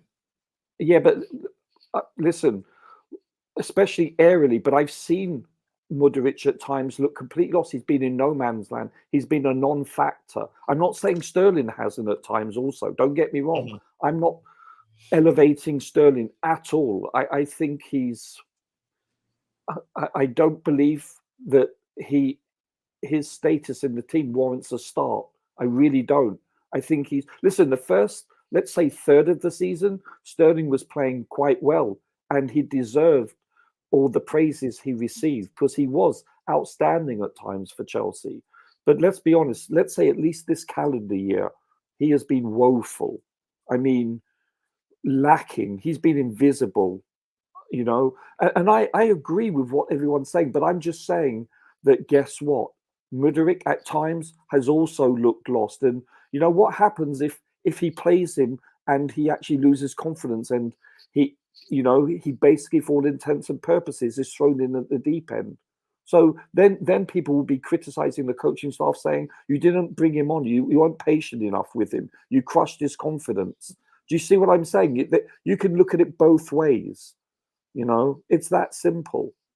But Yeah. I agree. I want him to start. Obviously, I don't know him individualistically. I don't know what his confidence levels are like, etc.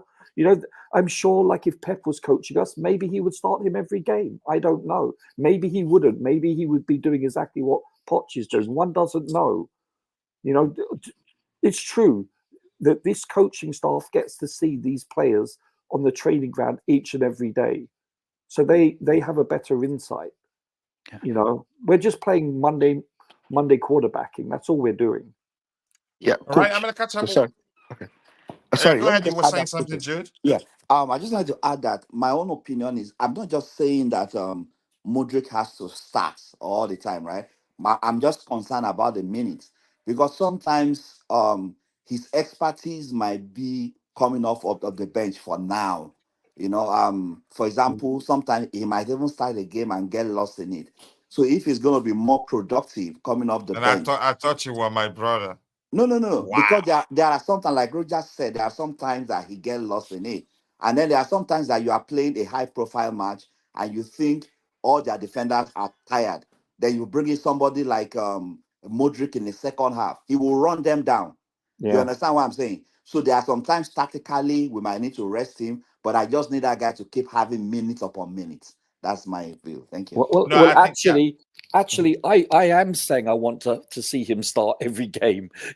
I'm actually saying that. All I'm Yeah, trying to offer, Roger has always said that. But go ahead, Roger, with what you were but saying. all I'm offering is the devil's advocate here because there's probably reasons why. Listen, every manager, I should say, wants to play the best players in order for them to win.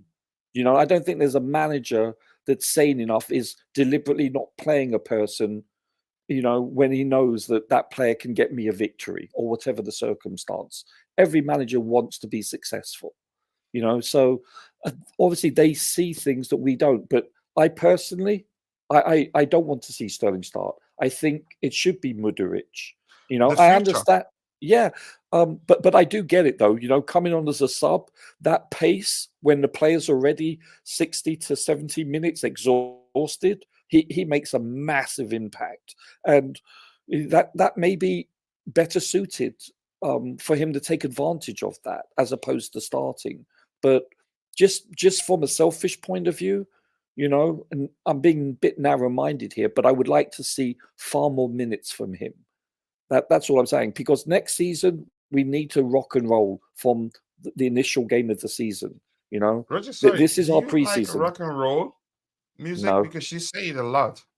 well, I'm talking about because that's Klopp's No, I term, isn't it? understand that that's you're using it as what's It's a the word I'm vernacular. looking for? It's a Yeah, saying. exactly. Yeah. Yeah, Yeah. you can't say, oh yeah, so we can have slow jazz. It just doesn't work, coach. But here's something. You guys are all of you in the chat, especially those guys from the H negative place. I'm quite sure Roger isn't going to the H negative place. He's never been there. Why is everybody agreeing with him? I'm inclined to agree, but for the sake of it, I'm not going to agree with Roger.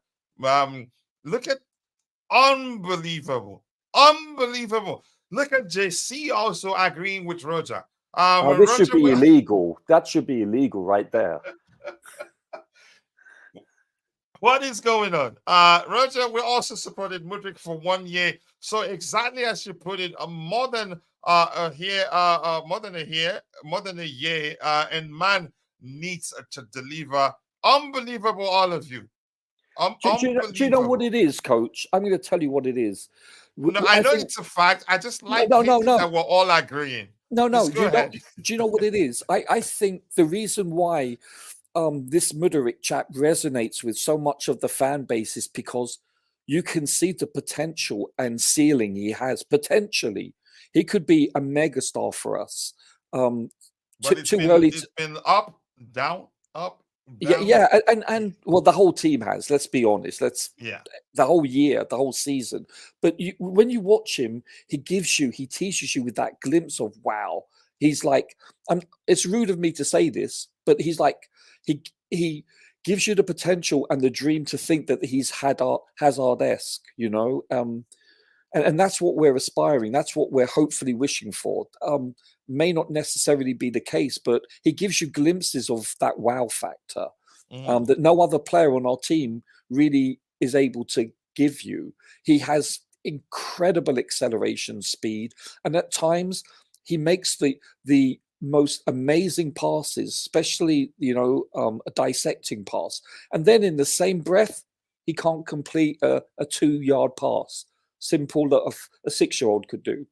You know, he's a bit of a dichotomy in that regard. You know, he takes your breath away, and then the next minute you're like, you want to spill your cup of tea. Yeah, of course you have to say tea. Maybe you haven't fired the tea lady. Keep dropping the likes on the ship, people. The likes will go a long way. Over 1.5 years, Sterling has been better. Can Mudryk be better? It's up to him now. That's a good way to put the question to him. But to his defense, I don't think he's been given as much opportunity as Raheem Sterling has gotten. Even when Raheem Sterling was stinking up the whole place, he was starting over him. I get it. I get it. There are starts when he started that he looked lost. So if they've played, you can say, an equal amount of games together, then I'd say clearly Sterling has proven to be the better player, in my opinion. But I'm quite sure I'm allowed to, my opinion. Rich James Kingdom, Bobby. Okay, what is Poch doing then? Okay, they're having a good conversation there. Did Roger just say Sterling better defensively? Nope. You guys always looking for a way to say Roger made a mistake. Always. Oh my gosh! You weren't listening, weren't you? Sterling has been good consistently. Really. But woeful is overstatement. Okay, I'm not saying he's been overall woeful. You and I know. I think it was what's his name? It was Constantine Dante. That time took his time to figure out. I think at the time it was Sterling performs after every 6 game or something like that. Then now it's about every other 3 games or so. But I can't quite remember. Let's see. Mudryk needs confidence. He has a very fragile ego. Is it with ego, or maybe for me he does come across as a very sensitive individual? Was emotional confidence individual levels. Yeah, confidence level maybe. Mudryk definitely needed to start since at the beginning of the season, but I don't see him in a 10th position. Sterling, best years is behind him. I think next season he needs to move on. But he will not do that, except if a club comes in and the club in question is willing to pay him more than we're paying him, then he'd go, or maybe something close to that. But in all honesty, he's not going to be in a rush to leave. It's not like he's trying too hard to impress Southgate. I think right now he should be planning for his retirement. Mudryk is about a super light, and that's Glenn saying that. And we are forcing the man into 1-2s all the time. Let him use his speed and dribbling. Unleash the beast. You got a Ferrari. Stop driving it like.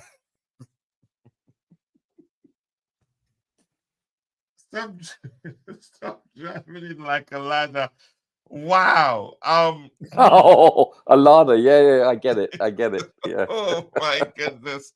Roger, good to be patient with Mudryk, but Sterling also deserves equal treatment. And Sterling has won us games. Mudryk has also won us games, some important games. Or earned us points against Arsenal. He earned us a point with that delicious goal. Whether you think intended to score that way, whether you think his intent was to cross the ball and then he end, whatever you think. Against Newcastle, he saved us.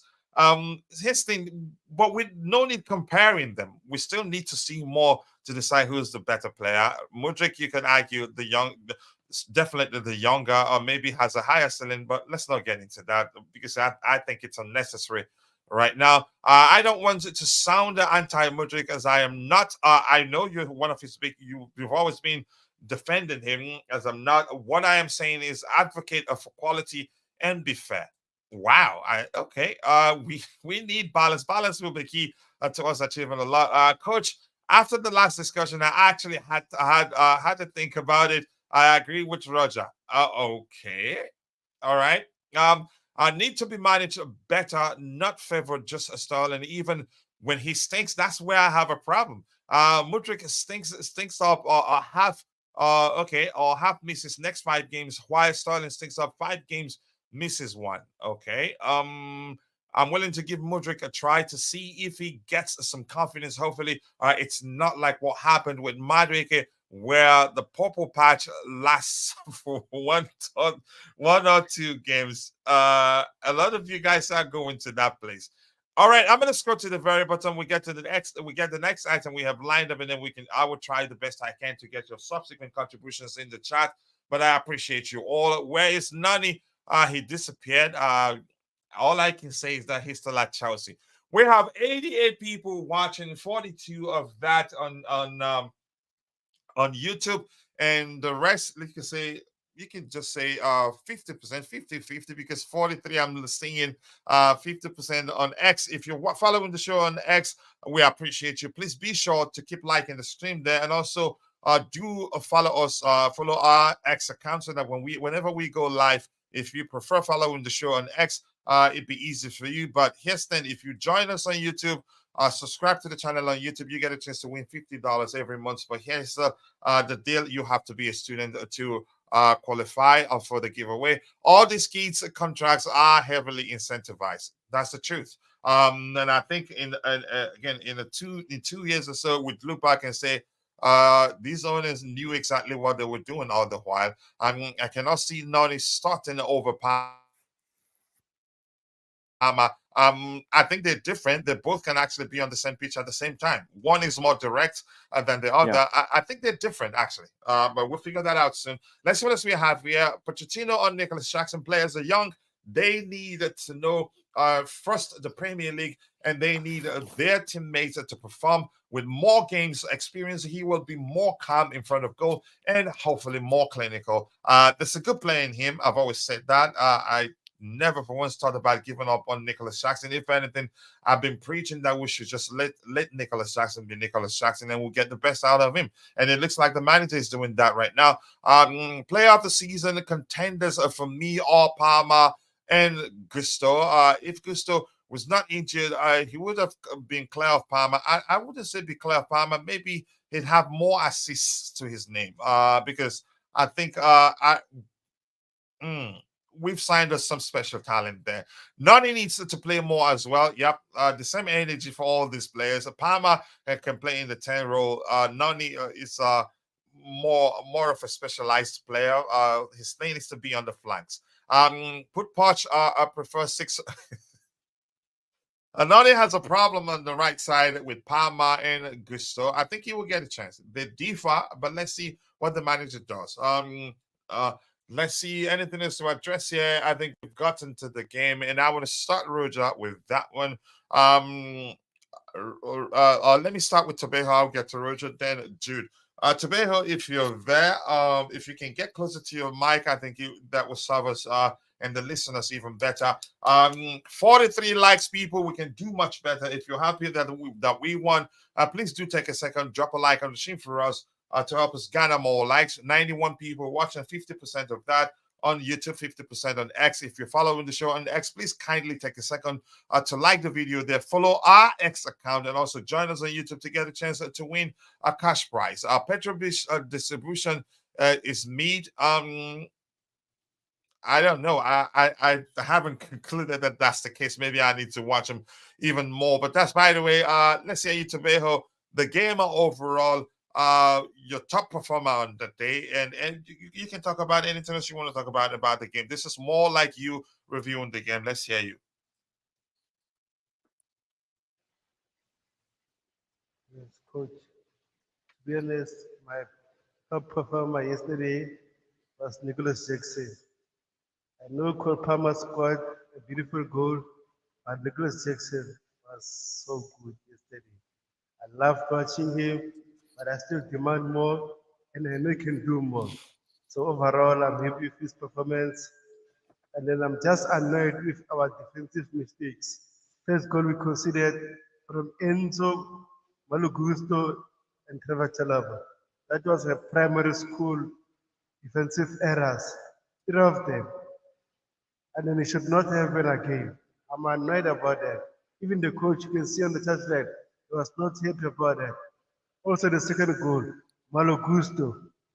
No, sorry, Marco Corella. What are you doing there? Man, these kind of goals that you are giving away so sloppy and it's annoying because you might end up bottling the game. But overall, I'm happy with everyone's performance. And then our home form is improving. One loss in 12 games. So I'm happy about it. Big up to Poch for that. I know I'm Poch out fan, but sometimes I need to give him his flowers because at the home games, they're improving. Also, man, my criticism with Poch is how can you play Marco Corella 90 minutes knowing that he just came back from injury? Another thing also, how can you play five midfielders, one attacker at the end of the game while we have no need there? How can that be possible? We have Noni, we have David Washington. Just play one of them. Not five midfielders. Coach, that's my criticism. But overall, I'm happy with the performance. In the second half, he took the formation, played 4-4-2, and Newcastle was not able to find us. Then to Sterling, come on, man. Pull up your socks. Pull up your socks. This is Chelsea. This is not a joke. Every time you get those chances, you miss them and you're selfish. Please, if you get those chances, just pass the player next to you, and we all celebrate as a team. Thank you, coach. Yeah, thank you so much. I appreciate you. And we're going to look at this number in a bit. I wanted to ask Roger a question. Oh my gosh, what was it that I wanted to ask him? I think he was still come back to me. But despite the way, let me catch up what we have. We'll hear Roger's comments on Nicolas Jackson's performance on the day. Says we got to get rid of Lukaku and Ziyech. Those are two good loan spots are being wasted. Let's see what the club does with the two of them. Yeah, get Sanchez back in. Yeah, exactly. This even Tabella sounds like he is on International Space Station. Maybe he's there. I think it's an echo given where he is right now. Let's see what else we have here. I'm not going to read everything you guys have there because shamelessness has started. I have no idea why he played Cucurella. Okay, and because today is looking promising. There's a good player in there. I'm concerned that he's not going to play enough to continue developing. But that's by the way, Roger. Let's hear your thoughts on Nicolas Jackson's performance. It was a fluid approach, and I think, I think they've changed the structure to 4-2-3-1. I have to rewatch the game and pay attention to the average positioning of the players to figure out where they played. So Nicolas Jackson played how many minutes? 8 to 9 minutes. One goal scored. Accurate passes 10 out of 16, 63%. Not bad. Chances created 1. Expected goals 0.34. He usually has a higher number there. Attack shot accuracy 2 out of 2, scored with one of them. Touches 32 in total touches and opposition backs 4. Successful dribbles 1 out of 1 attempt. Offsides 2 dispossessed 3 times. Non-penalty XG 0.34. Tackles 1, 2 out of 3. Not bad. He does well defensively too. Clearances 1. Defensive actions 5 in total. That's a high for number 9. Recoveries 2 in total. Dribbled past 1 time. Dues won 9, dues lost 9. Okay, Grand Dues won 7 out of 12, 58%, not bad. Eddy Dues won, yeah, his weak point, you could say, 2 out of 6, 33%. That's poor. He was fouled 3 times and fouls committed 1. But at least he finished the game without receiving the yellow card. We were all concerned that it was going to happen yesterday. But before I go to Roger, let me see what else we have here. Kachila, have you got any information on the changes to PSR that being fast tracked? Maybe it will allow us to keep Gallagher and Chalobah. Nothing really. I don't have any information with regards to that. Roger, let's hear you. Nicolas Jackson on the day, is he again? Who was your top performer, Nicolas Jackson or any other player? But also at the same time, I do want you to talk about Nicolas Jackson, his performance on the day. Yeah, I was really pleased with Nicolas Jackson, I'll be honest with you. I thought he played really, really well. I liked his flick-ons. He held the ball up really well. I thought he did a lot of things very well indeed. I thought it was one of his best games in a Chelsea shirt. So I'm not sure he was player of the game. I'm not sure, but I thought he had player a very... of the game was Cole Palmer. He won the man of the match too. The official. Right. We're going by official. Yeah, but go ahead with what you're saying. Yeah. Listen, I thought he did some things really, really well. He pressed very well. The reason why I asked the chat if anyone attended the game, because I've watched the game now twice, and it looks like Gallagher played in the middle. It looked like a 4-2-3-1 in the first half. And then in the second half, it looked more like a 4-3-3 when we had the in possession. That's what I can ascertain. I just wanted to see if anyone else thought that. But listen, Jackson, to me, his goal was sublime. I mean, at first when it was live, I thought it was Palmer's goal. I didn't see the flick on. And then once you saw it in slow motion, you appreciate how beautifully it was taken. I thought he had an outstanding game with the ball and without the ball, especially his pressing, as usual, exemplary. You know, he brings everything to the game, you know. And you're thinking, well, every player should do that. Well, I've got news for you. Not every player does that. I thought he had a very solid game. He's improving. I think we can safely assume he's getting better. I really do. Is he the finished article? No, he's not. But, you know, he's only 22. That's what we need to remember. I like his link-up play. I thought also virtually everything that was good came from the right-hand side, that came from Gusto, that came from Palmer, etc. I thought the left-hand side, we were woeful. We were not a factor. What was detrimental in that regard. I'm really disappointed with, like, Gusto, for instance. Listen, Enzo started that cycle where we lost possession twice, where he lost possession twice in that cycle of turning the ball over 4 or 5 times, which led to them scoring.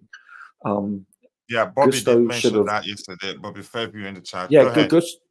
Gusto should have definitely. I don't know what he was doing close to the halfway line, kicking the ball backwards to lose possession, which then precipitated the fact they scored. This was a comedy of errors. That has to stop. And then obviously Cucurella overcommitting himself. You know, as Amici says, that was squeaky bum time, the last 7 minutes. We shouldn't have been in that situation, I believe. We definitely should not have been. Also, Sterling, you had an opportunity to have a lateral pass. Yeah, it was a very small window. It closed very fast, but you should have passed it immediately. Palmer had a wide open goal. Initially, we should have been 3-1 up, then 4-1. We could have easily dropped points. They could have easily drawn it had they been more clinical. Yet again, it's errors, defensive errors, that lead to our opponent scoring.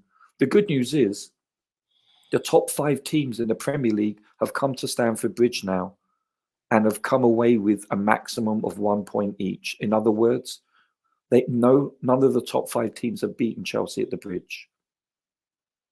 You know, that's an important stat. That's pretty impressive. Villa hasn't, Tottenham hasn't. Let me ask you this, Roger. City hasn't, Arsenal hasn't. Beyond the issues, we talked about this yesterday. We talked about the fact that header clearances from our defenders it just seems as if they're aiming to drop the ball for the opposition players to score against us. Beyond that, what other issues do you see in our defense that's led to us conceding late goals during games? It's a new combination. You've got who do you have, coach? You have Chalobah and you have Disasi. First time they started a game together. This is only his second start, I believe. Chalobah back, and he actually looked quite solid at times. Disasi looked relatively good. I'll be honest with you. I think we were a little bit fortuitous last night because I don't believe Newcastle came with their A game. They had how shall I put it, a bad day at the office. Did we make them have a bad day? Perhaps.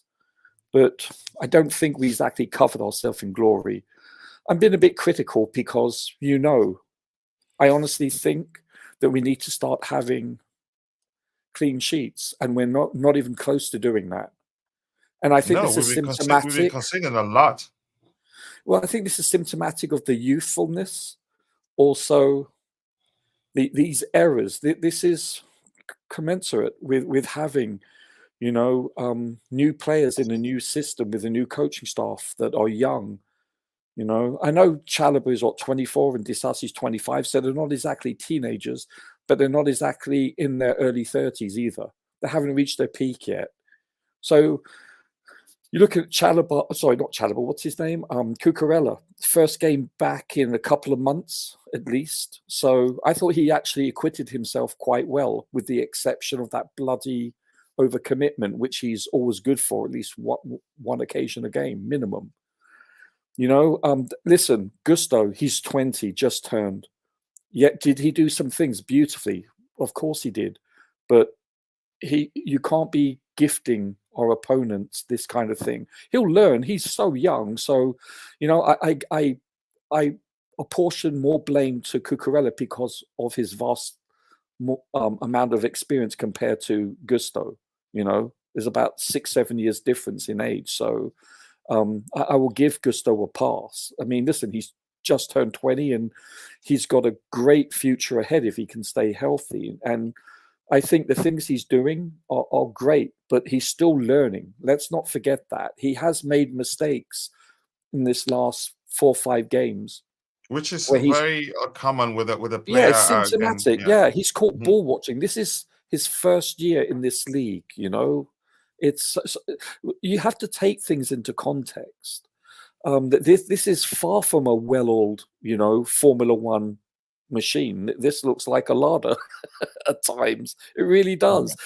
As I said, listen, I can't tell you what Chelsea team is going to show up each game. I have no idea, coach. I'm genuinely, and not just the team, but individually. Listen, you had Disasi playing probably one of the best games a Chelsea defender's played this entire season against City, and then followed it up with quite a shaky game.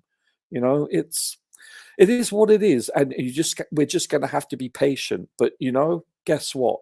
When you consider how many injuries we have and how young this team is, they're showing us glimpses of serious potential. It's just, does this fan base have the patience? Does the owners or technical directors have the patience? I think we're a few players away from being serious contenders for Europe. Let's put it that way. I'm pleased with the performance, but I'm also somewhat unhappy from the defensive aspect. More importantly, we won. I'd rather us had scored and won 1-0 and kept a clean sheet than win 3-2. That's just my Yeah. defensive bias. And Roger, just quickly, do you have a response for this comment on the screen? Can answer. He's talking about the profitability and sustainability rules. He has a question there. He's saying, Katila, have you got any information on the changes to PSR that's being fast tracked? Maybe it will allow us to keep Gallagher and Chalobah. I have no information on that. I'd have to research. And if you have any link to that, to the proposed changes or the coming changes, I'd like to read and know more about it.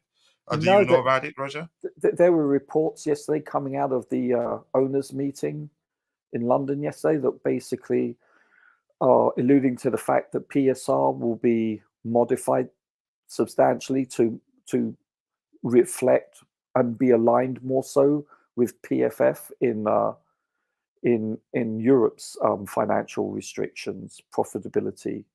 So in other words, it's going to go from a rolling fixed 3-year nominal loss of 105 million, and it's going to be more aligned with Europe, which is based on a ratio, a proportion of the net revenue from the team. In other words, the richer the team, the more income revenue that they have, then they're going to be afforded greater losses based on the ratio. So it basically, it helps the teams with deeper pockets, assuming that they can keep because their expenditure. if you can afford it, you should be allowed to spend it.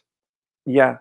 In other words, it's assuming that you keep your expenditures in line with the ratio of your net income. So this is what they're aligning themselves with. I think it probably, in all likelihood, will help us more so It will, than hurt us. yeah, because we have deep pockets, if you ask me. And also something else I don't think it makes sense. I think I think they will be making adjustments to how much you're allowed to lose, and that's because the most definitely do consider inflation because that's a factor.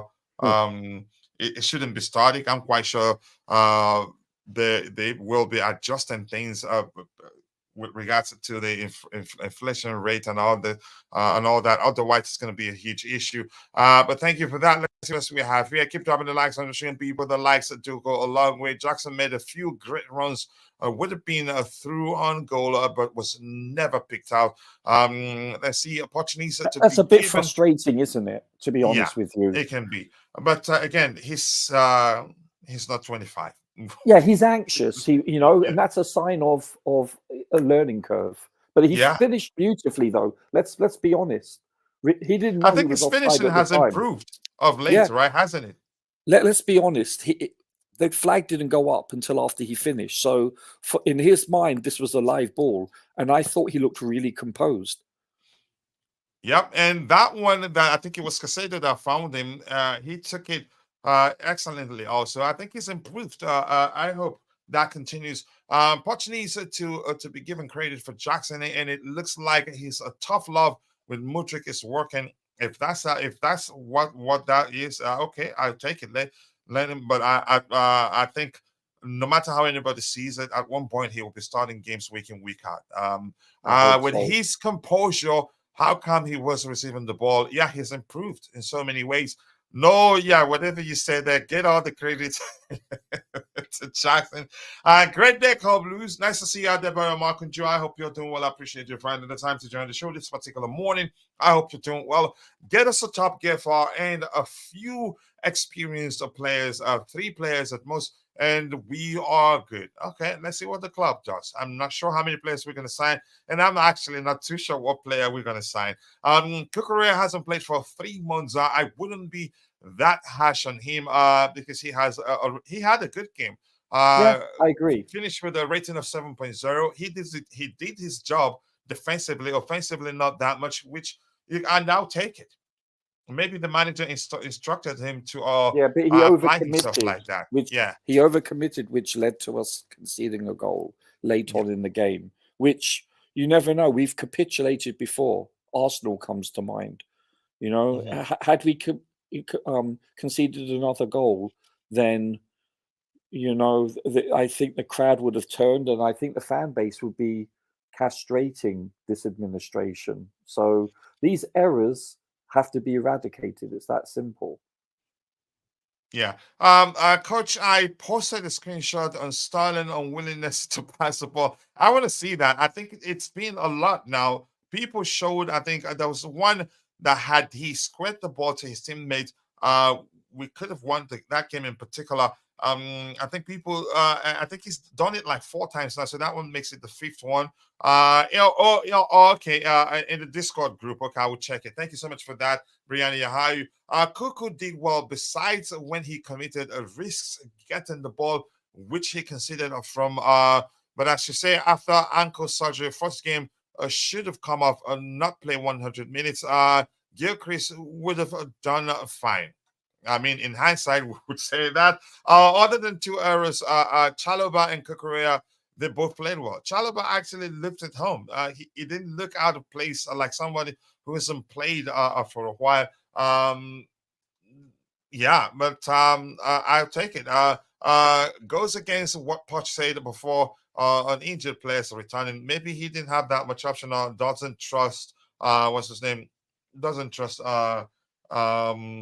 Gilchrist. I don't know. Or maybe, coach, at Mhm. half time, usually when you have a player that's returning, they usually ask them at half time, how are you doing? How far can you go? If the player's saying, I feel absolutely back to normal, I can play another 45, then you have to take that input from the player, because only he or she will know their body and can give feedback.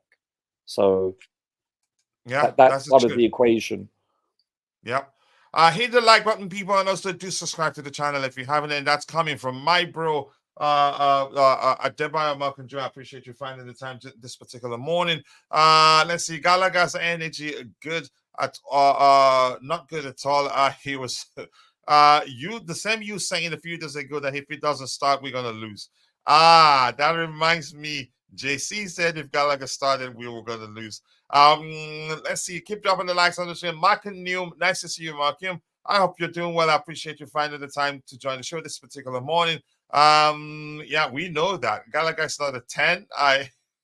Roger sounds like he's narrating a book. He is nulling me to sleep with Thanks, mate. with softer voice. This is this soliloquy? How you pronounce that? Soliloquy. Soliloquy. Okay, Kukurea and Gusto's chemistry is a very good one. Let's see what else we have here. We don't need a Mudryk here. All injured players, Lavia, Chilwell, Leslie Chilwell, like them. No, okay. But nice to see you again, Namara Fowler. Good analysis, Roger. The CC isn't young, so that is inconsistency is troubling. Yeah, Okay. no, but you know what? He's not a teenager, I concede, but he's also not in his prime. You know, you look at Van Dijk, for instance. He's early 30s and he's in his prime, between 28, 33 for that position. That's when you're in your prime. And guess what? He's nowhere near it. This is his first season, don't forget, playing with a new staff, new players, and in a new league. You have to. It takes time to settle into any league usually, especially one that is, shall we say, a very physical and fast-paced league. You know, so I think it behooves us to be a little bit more patient with him and take things in perspective. That is some interesting comment on the screen there. Sergeant Racklife made some interesting comments about PSR, that it incentivizes clubs to sell homegrown talent. Maybe he's behind the changes, and maybe that got the FA thinking that could be a mistake. Chances are that's the case, but I need to learn more about that. I'll find any article I can find and read more about it. In fact, I want Sterling gone. Yeah, I want him to stay, right? Mudryk and Jackson wouldn't have played this good if Chilwell was on. Wow. Mark him. That's harsh, really. But Mark him, nice to see you once more. I haven't seen you in a while. I hope that your absence is, again, the case is that you've been busy and nothing bad has happened on your end. Because today we play more minutes, but before you, let's see anything else we have here. Keep dropping the likes on the stream, people. Yeah, just go where I don't like you for that, right? But no, you speak naturally. I've learned quite a lot. Usually, before I met Roger, I usually don't say a multitude of reasons, but I learned to say that from Roger. I've heard people say, but I've learned a few words. And nobody is perfect. So I learned from a lot from you guys in the chat and those on the panel too. Sometimes I can actually pretend to be one of them and speak effectively like that person. So it's a good thing. Yeah, Gallagher played and we won, but also Isaac said to control the midfield by playing together. Gallagher was just putting the ball on onto Mudryk to shoot, but I'll take that. But here's the thing, we're not gonna fight about that. But I told you, I remember you said that. Oh, Kevin, that was just a defensive instinct. It's just didn't work for Kukurea at that moment. To his defense. But oh, Kevin, nice to see you. I don't think this is your first time here, but if it is, feel at home, enjoy yourself. All we ask of you is just to keep it civil. Thank you and welcome to the Chelsea Perspective community. If this is your first time here, but I don't really think that's the case. Let's see what else we have here. Keep dropping the likes on the ship. Yeah, don't mind JC, don't mind them. Let's see what else we have here. Keep dropping the likes on the ship, people. The likes to go a long way. And what have you learned from from Poch, Coach? That's funny. Just go away. That bonding can go a long way. That cooking steaks when we're not playing can actually help bond the team. And I'm serious. It's not a joke already. Let me ask you this, Roger, before I forgot about it. We're still talking about the goalkeeper. You as the chairman of the goalkeepers union, I would ask you some questions whether he's to blame for any of the goals we consider, but not right now. Jude, you want to comment anything we've talked to comment on anything we've talked about before? There's an important question I want to ask Roger and all of us here and those in the chat too, so that we can figure out why that is the case. I have my opinion on that, but let's hear you, Jude. If there's anything you've heard us talk about that you want to talk about too, let's hear you. Okay. First of all, okay. One of the things I also learned from Roger is embryonic, and I haven't had him use it in a while though. Just quickly, Roger, do you remember Mario? Yes. I usually have conversation with him, so he would always say, as Roger would say, he's a fetus, you know. So yeah, I used to say fetus face, you know. A lot, yeah. But it's a good, it's a good way to explain, make your point clear on how young of a squad we have. But go ahead, Jude. Sorry for cutting you off. So even though, like we always say, that we might not believe that Poch is the man for the long term, but I still feel we should give him a bit more time because this thing he's cooking, by the time he's done, if we take our mind back to the Arsenal game, the Man City game, we played Man City now, I think twice, and we haven't lost to them. We had a tough one with Liverpool and then one very shameful one. So these guys, they stand up in big games, and it's one of the positives to take home. Why do you think that is? And I'd like Roger to also answer that one. Yeah, I think it's because so maybe they come in with a bigger mentality for those games and they're not able to sustain it for the other games. I wish they see other games like that too. And then that's why they haven't had a good run of consistency. But I really respect the way they've turned up in big games, and that's one of the positives. So if we have to dismantle everything and start afresh, we might just be setting ourselves back. So let's give you. I don't mind giving Poch additional one more season because I joined Chelsea. I didn't join Chelsea in Abramovich era, so not like I like the situation where we are. It's like you've been used to spending money and then they stop that flow of money. Definitely you won't be happy. But at least I've experienced hard times with Chelsea. So for me, if we have to have one more season and get it right once and for all, I wouldn't mind. We need to be the way Man City started, and then they had started having good run of success. I'd rather have that than have one fluke of win, and then you are struggling again another season, and then you come back again That's really not good. We need that team that can be strong over a long haul of year. Yeah, thank you. Yeah, here's why I think we do well against the so-called big boys and struggle against the mid-table and bottom-table teams. There's something that's very common with the mid-table and bottom-table teams. Most of them they're very pragmatic, and the Yeah, they park the pragmatism. bus. Exactly. The highlight of that pragmatism is defending deep and hitting the opposition on a break. And we're not, you could say, properly equipped to deal with such approach against those mid-table and bottom-table teams. But against the big so-called big boys, the top six teams, they come to express themselves, they come to play good football and beat us. And that's when we have spaces to express ourselves. I think that's how I see it. I don't think they play more expansive football. More expansive football, which they don't play. That's their approach. Don't frustrate us. The spaces will always be there to exploit and all that. But Roger, let me have you answer that question too. Yeah, it's definitely, that's a common denominator in my opinion, is that the shall we say the top six teams /7, they don't park the bus. Therefore, the onus is not on Chelsea to break down their multiple lines of 4 or 5, and it's hard to do. You see City struggle at times to break down a team with a low block, let alone a new team that's put together with very young players that have never played in this league together. So we struggle doing that, and it's because it takes time to build an understanding of what is required, when to make runs, when to pass, etc. And because of that, because of the fact that these big teams, they're more likely on the front foot, and therefore we don't have to break them down. We can play our own, because let's be honest with you, a lot of our players, the whole squad is very technical for the most part, and so we're able to compete with them on a skill set level. And so, as I said before, we've hosted 5 of the top 5 teams in the Premier League, and guess what? They haven't yet to beat us at home.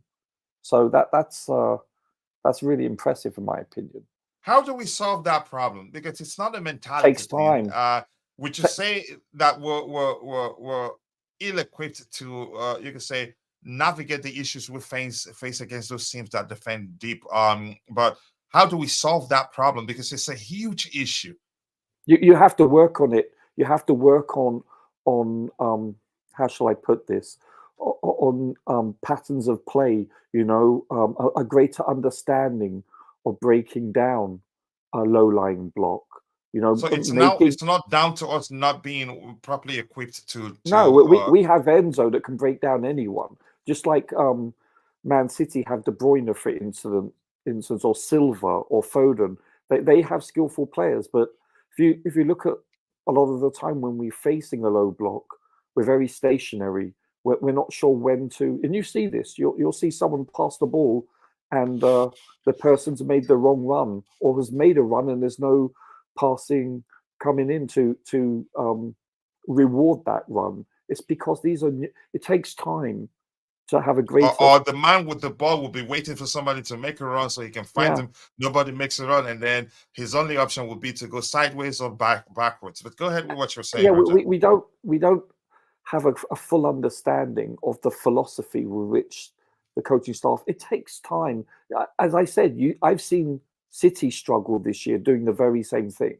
You're talking about the deepest squad in the Premier League, if not all of Europe, with some very high caliber, skillful, world-class players struggling to break down the lower echelons of the league. And so, and he's been there, 7 years? This is the 7th season, if I'm not mistaken. So what does that tell you? It's not always easy. Now the question I want to ask you, whose job it is to fix that particular issue? The manager, right? The coaching staff to work. Have you seen any progress in that regard?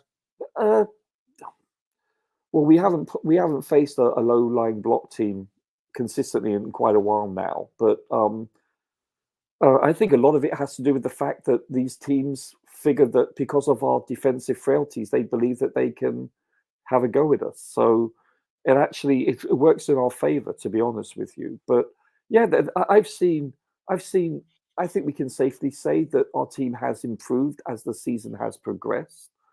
Not defensively, though. I'm sorry, defensively, we look very shaky still. And that's the easiest thing to fix, actually. But then again, our defensive line has been obliterated. So that has to be a factor. Yeah, go ahead. No, I feel that this team is playing better, and you can see better patterns of play. Conversely, though, we are still showing we're the youngest team in the Premier League at times. Two quick updates before I catch up with what we have in the chat, and I'll ask Roger that question. I think it's very important. We'll still go back to the game. We still have a bit of time here. One report saying Chelsea have held talks with Riyadh along with other companies about becoming the club's new front of shirt sponsor for next season. I don't think it'd be difficult to find a sponsor, because those entities or businesses will believe that Chelsea will get back to we got back to the top again. And from Eurofoot, breaking news: Mauricio Pochettino has resigned as manager of Lazio. Reports sports media set are reporting that. So some people, Chelsea fans, they've already they're amplifying that, and also saying Pochettino, pack your things and go, and something like that. But he resigned as Chelsea manager. He wasn't fired. Now he's resigned as Lazio's manager. So is there a pattern to that? We'll find out. I'm not too sure. But that's, by the way, let's look at what we have here before I ask Roger that particular question. And Rich Amoni Mikos, big up to you, brother. What have you learned from you? I'm not answering that. I've read that one. Chelsea Blue, people having good conversation there. And I hope Chalobah not injured, though. I don't think he's injured. Kukure, I was concerned. Looks like he got injured, but it looks like he's fine. Let's see what else we have here. That's where the picture they have on him come from. By the way, Coach, yep, I agree with you. I've responded to that. You did say we were going to win 3-1. You were still wrong. We won 3-2. That's, by the way, I said 2-2, if not for Mudryk and Gallagher's assist. No, just stop at, you said it was going to end at 2-2. Yep, stop there. Nice to see you again, Coach. I am a big supporter of this channel. Big up to you, Kevin. We appreciate you. And nice to see you once more. And I hope that the cases that you've been busy and nothing bad has happened on your end. Nice to see you. We appreciate you. Let's see what else we have here. Keep dropping the likes on the stream, people. The likes will go a long way. Hope we'll beat Leicester City. It won't be easy, but I think we can beat them. But let's see. It's a defensive set of structure, and the players they have are available playing to their strengths. I agree. Not just packing the bus. Yeah. PSR makes us soft losses from year to year. We have to sell talents before end of June to cover operating losses. And then spend on replacements in July because it's in the next financial year. Wow. Okay. Thank you for that. It makes sense. Now, we play all over the place and not to the players' strengths mostly. You could, okay. It's not hope. It's a must. I think we can beat them. But football is not usually 1 + 1 doesn't equate to 2. Coach, you're good for the Saudi League. I would love to have those money bags, but nobody gives me a chance. I know where you're coming from. Another Mauricio bites to dust. Roger, I think set piece will break a low block. Yeah, not bad. That's an intelligent contribution there, and I like that. Okay, everyone, I'm off. Take care. All right, Constantine, glad to see you later, bro. I appreciate you finding time to join us this particular morning. Roger, is it just me, or is it a fact? Or does it seem as if the games we've won, of all the games we've won this season, majority of them we lost possession to the opposition? And for me, I'm thinking that's because in those games we play a more direct. We say we apply a more direct approach rather than trying to pass the ball around and be patient. It seems like in those games, every time we're on the ball, we move to get to the opposition's half and try to score. Let me hear your thoughts on that. Well, that when you're winning a game, you're in the lead, so you relinquish possession, because the losing side wants to attack more. They don't need to defend. Do you see what I'm saying? So the onus is that's a great point. Yeah, the onus and emphasis is on them to score, not us, because we have a lead to protect, and that's usually the case.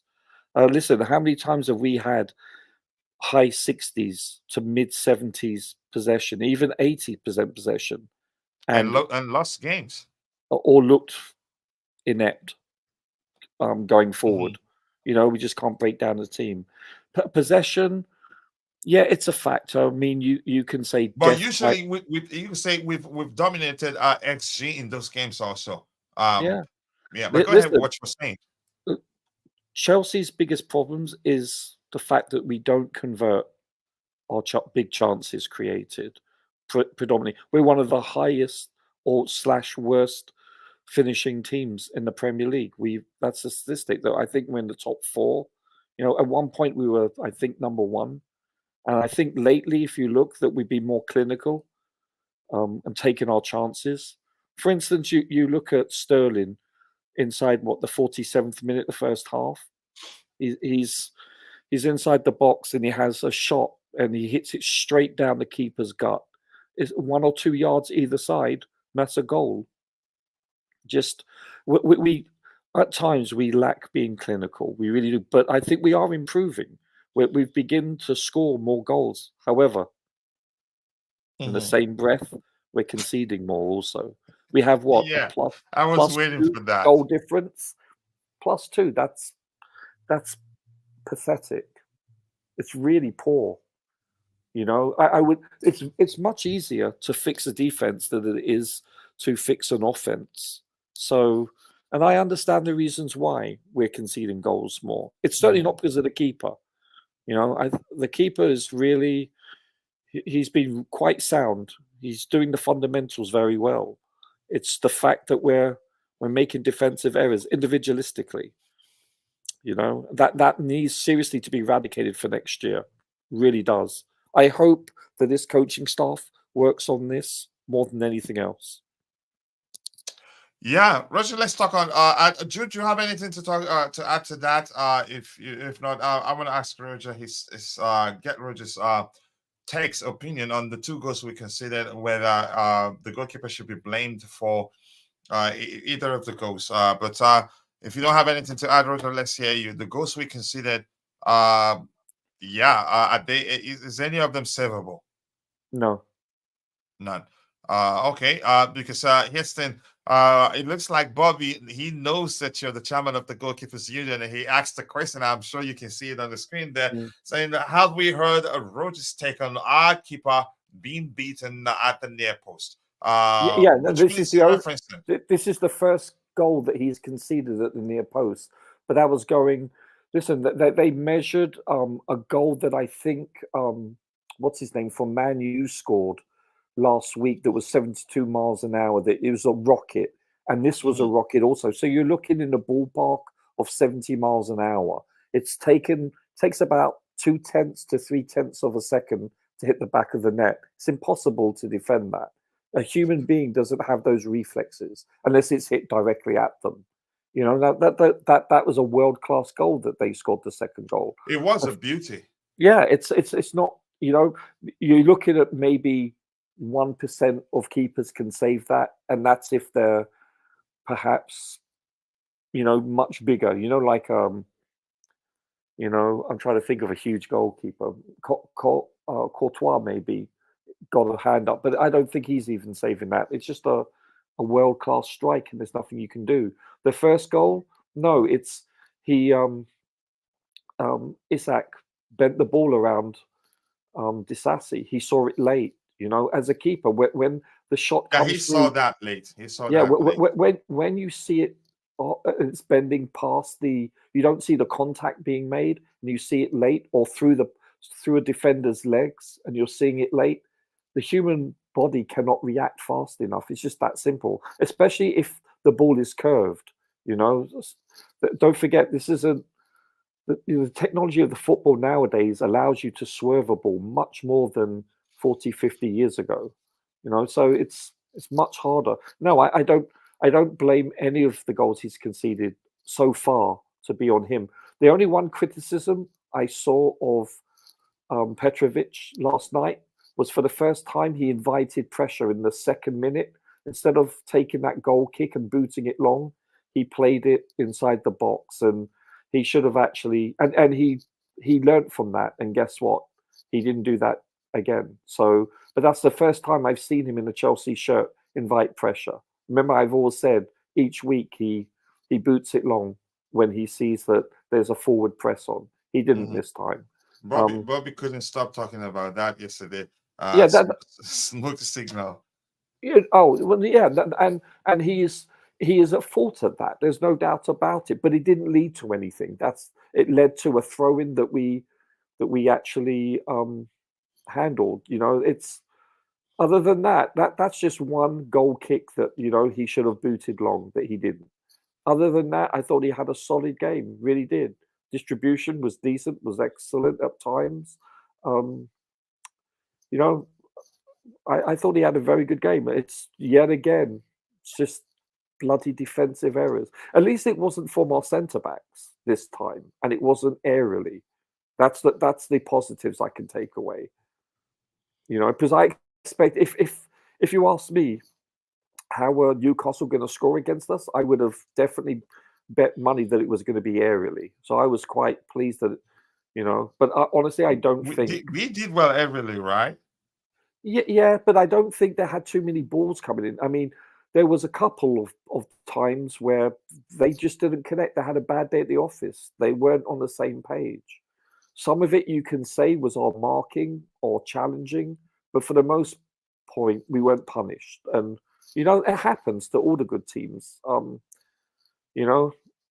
some of their corners were quite poor. Also, I also thought Petrovic came out and aerially dominated his box too. So, I thought he had a solid game. But let's be honest, they were not hitting on all cylinders. To be honest with you, this is not the same team. Yeah, this is not the same team that we saw last year. For whatever reason. But guess what? We're right now we're unbeaten against the top 5 teams in the Premier League this year at home. That's a pretty impressive stat. It is. It is indeed.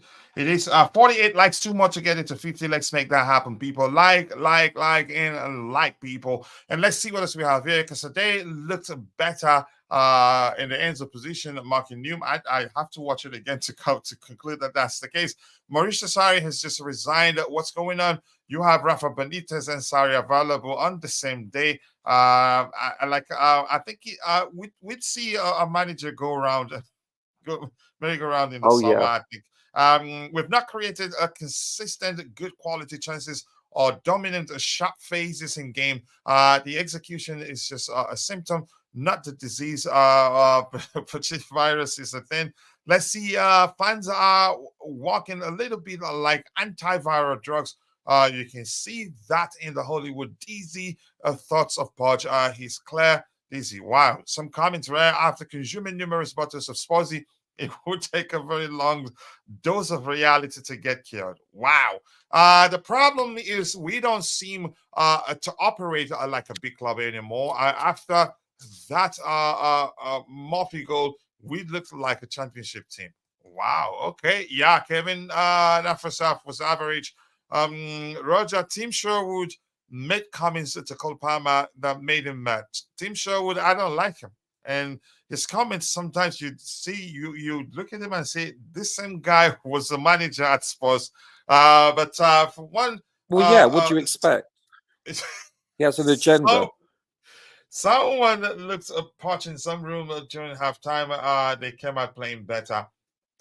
Again, I'll take it. Still credit to him. 2 more likes to get it to 50. We'll be rounding up in a bit. Let's make that happen. Roger, any other play you want to talk about before we call it a day? I'll look at the numbers. Yeah, before we call it a day. I just want to say one thing.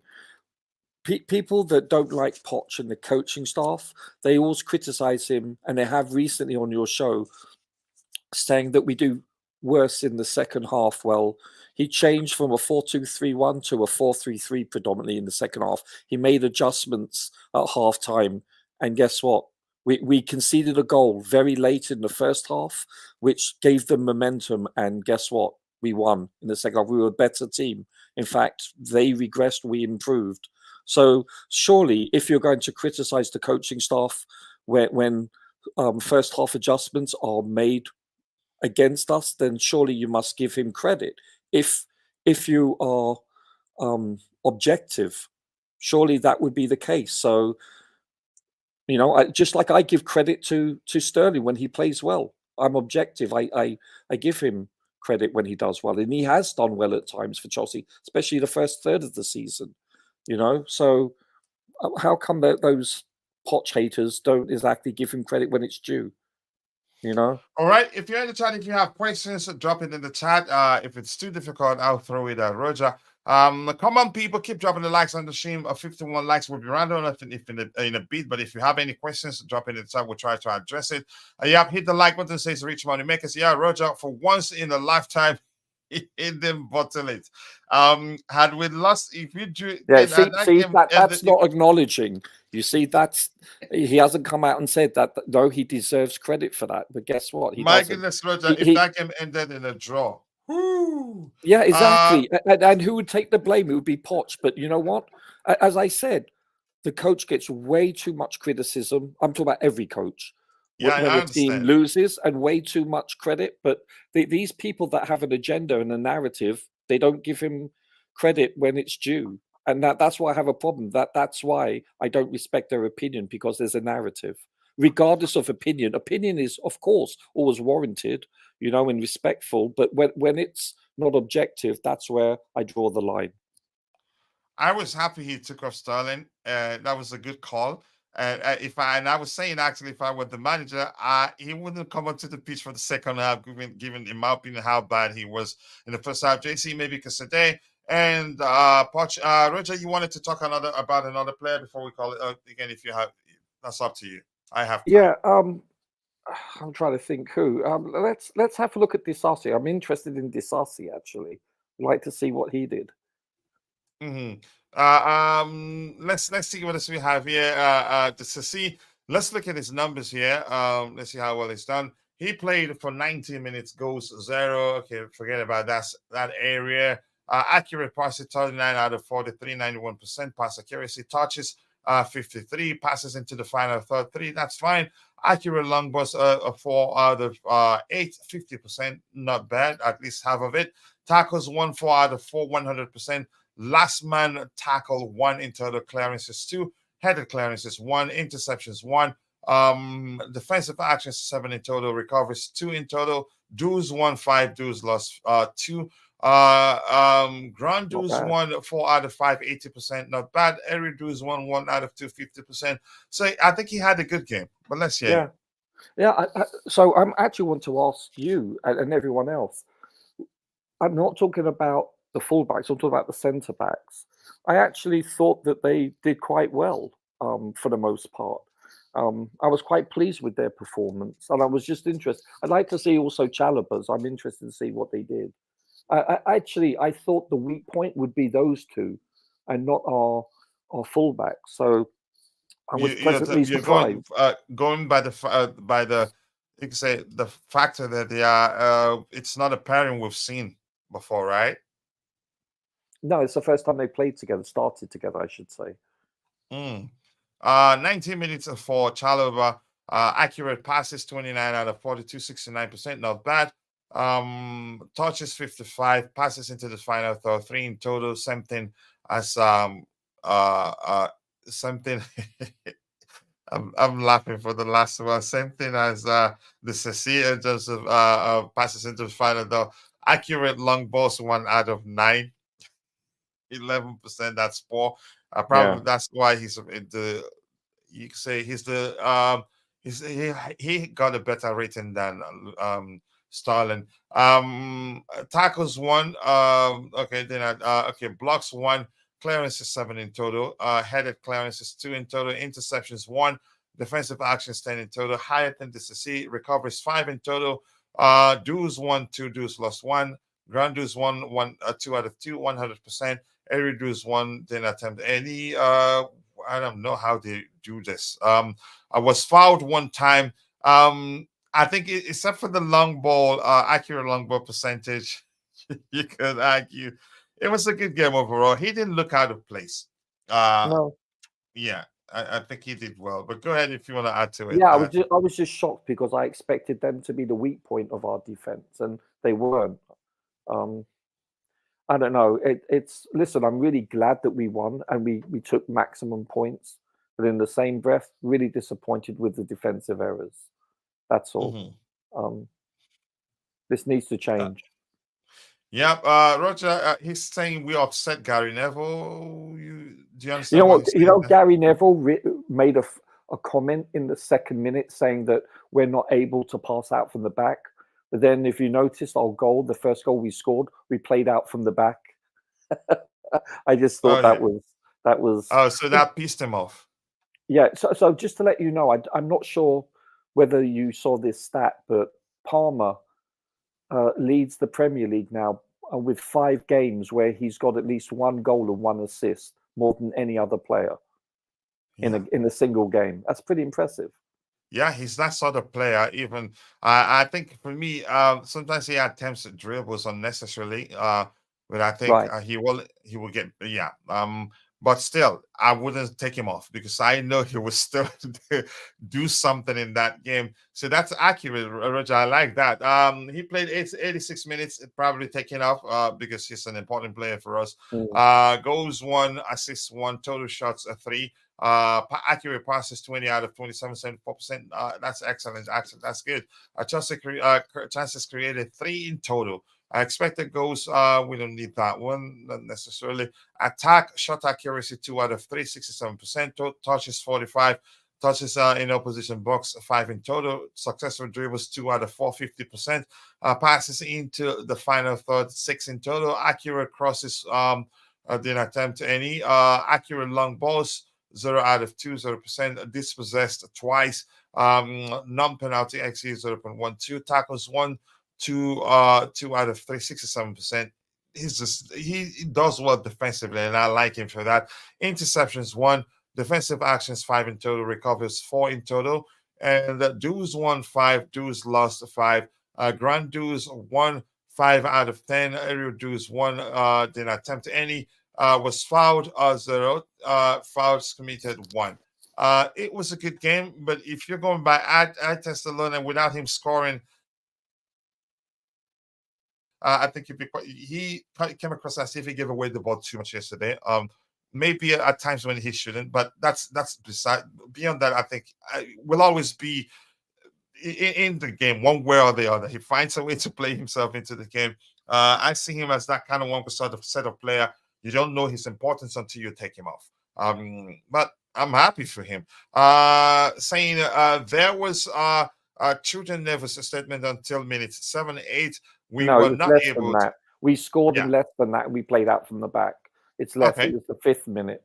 So, but regardless, I'll tell you who actually, and I haven't really looked at the stats yet, but I was quite pleased with our midfield, more specifically Caicedo and Enzo to a certain extent. I thought Caicedo had a pretty solid game. I mean, he made 1 interception in our box that was important in the second half. Last ditch. Yeah, I thought he did very well. And the other player that really I thought did very well was Cassidy. And we've seen these cameo appearances now, 2 or 3 for like 5-10 minutes, and he doesn't look out of place. He looks huge, by the way. He really does. He does well aerially, and he looks the part. I'm quite pleased with him, and I'm quite pleased with Caicedo also. Yeah. Is it me, or does he seem to be improving each and every week? He's improving each and every game. He's becoming, you could say, he's doing more. Maybe you could argue more confident, maybe, but there's a good player in him, and I want him actually to have the freedom to be wherever he wants. More, I want him to play as an 8. I think we'll get more from him because he has good passes in him. He's had 2 delicious assists, right? Defensive dissecting dissecting passes that's led to us scoring 2 goals. He's that good with his passes. So the closer he is to the final third, you can say the more output we get from him. These people that play well, Kukurea, Chalobah, Gallagher, owners want to sell them. Very okay. Sarri resigned. Yeah, seen that also. Roger, we are taking Manchester United top marketing guy Phil Lynch. His name. I know. Okay. Go and watch those minutes again. Okay, let's see. I would love if we could replay those 5 minutes in stream. Unfortunately, we cannot. Yeah, we are not going to do that. So that's it, Roger. Anything else you want to talk about? Otherwise, let's call it a day. I think it's been a good conversation. Yeah, it was. Listen, it was a good game. For many reasons. It's just the defensive aspect that worries me. Have you rewatched it? Because Potmob is saying we actually played with 4-2-3-1 and now 4-3-3. I haven't. No, we started with a 4-2-3-1. The second half, it looks like for the most part we were playing with a 4-3-3. If you notice, Gallagher is playing on the left-hand side. When the second half starts, predominantly he's always on the left. He's not playing centrally. It looks like a 4-3-3 more than a 4-2-3-1. If you notice the first half, Gallagher is central. He's playing in the number 10. He's playing in the number 8 in the second half. Oh, I see. Yeah, other than that, I want to say thank you to Roger. I don't know if you have anything else to talk about or any other player you want us to look at. Otherwise, we can call it a day. No, it was good. It was a good show. Listen, with the exception of Arsenal away and possibly Man United at home, they always give us a problem. But I think we're going to beat Arsenal. For the fact that they I wish I had your confidence. Yes, why I'm saying that, Roger. For the fact that they are, you can say, one of the contenders for the league this season, as in top contenders, they're in the title challenge. I'll take a draw. Not. That's usually is very painful to us. And I'm quite sure the players, whether we signed them this month, they have conversations with their teammates that would tell them we can't let them win this. I think it's a different. It's more. You can say that maybe the fans will see it as our season-defining game, in my opinion. But go ahead with what you were saying, Roger. Yeah, I'll take a draw. But yeah, I'm looking at our schedule, and the Arsenal game is yet to be scheduled because of the Leicester game. It was postponed, but I look at our schedule, and we have the potential to rack up a few points and maybe, obtain some momentum to a certain extent. We need to put together a winning streak.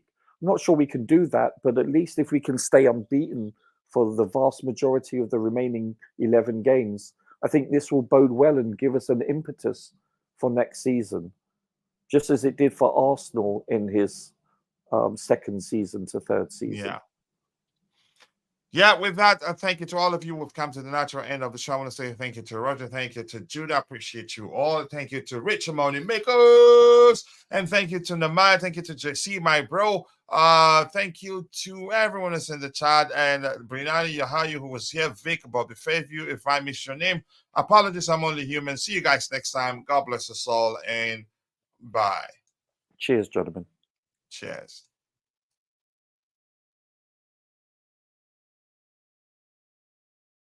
Best above all the rest, put me to the test, expect nothing less, you check as I'm chess, what's happening next, He got the venom, a tangible weapon, no coming in second, this life is a lesson, he got a new engine from pain, it's a blessing, new focus, no guessing, just bold and obsession, all in his possession, you got their attention, I'll leave an impression and take a redemption, just kill no discretion, your mind is a weapon, 11-11, it's time for progression, You could try to play it, but you're never gonna beat me, look the other way, what I'm doing ain't easy, bloody and stained from the people who deceive me, muddy hands break through the chains, go free me, people like sheep move feet, hurt it easy, you don't wanna be fast asleep when they see me, better stand tall, ready for a fight, believe me, when they drag the chains you can say no, free me.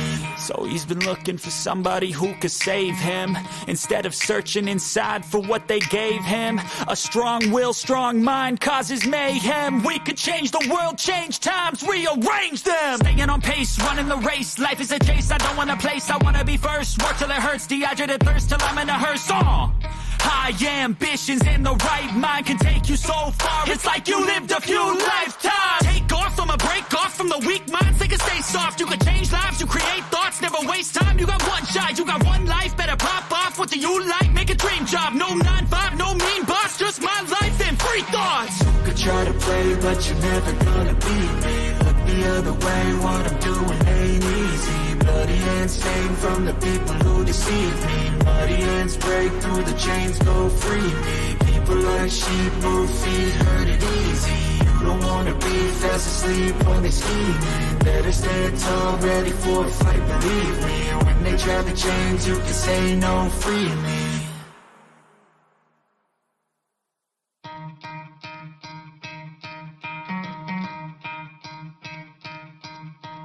You could try to play, but you're never gonna beat me. Look the other way, what I'm doing ain't easy. Bloody hands stained from the people who deceive me. Muddy hands break through the chains, go free me. Looking for change, looking for pain. Pulling a mob, pushing a train. I'll never stop, stick to a lane. Pick up the pieces and go rearrange.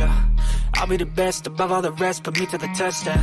Expect nothing less, your check is I'm chess. What's happening next? He got the venom, a tangible weapon, no coming in second. This life is a lesson. He got a new engine from pain, it's a blessing. New focus, no guessing, just bold and obsession. All in his possession, you got their attention. I'll leave an impression and take a redemption. Just kill, no discretion. Your mind is a weapon. 11-11, it's time for progression. You could try to play, but you're never gonna beat me. Look the other way, what I'm doing ain't easy. Bloody hands stained from the people who deceive me. Muddy hands break through the chains, go free me. People like sheep move feet, hurt it easy. You don't wanna be fast asleep when they scheming. Better stand tall, ready for a fight, believe me. When they try the chains, you can say no, free me.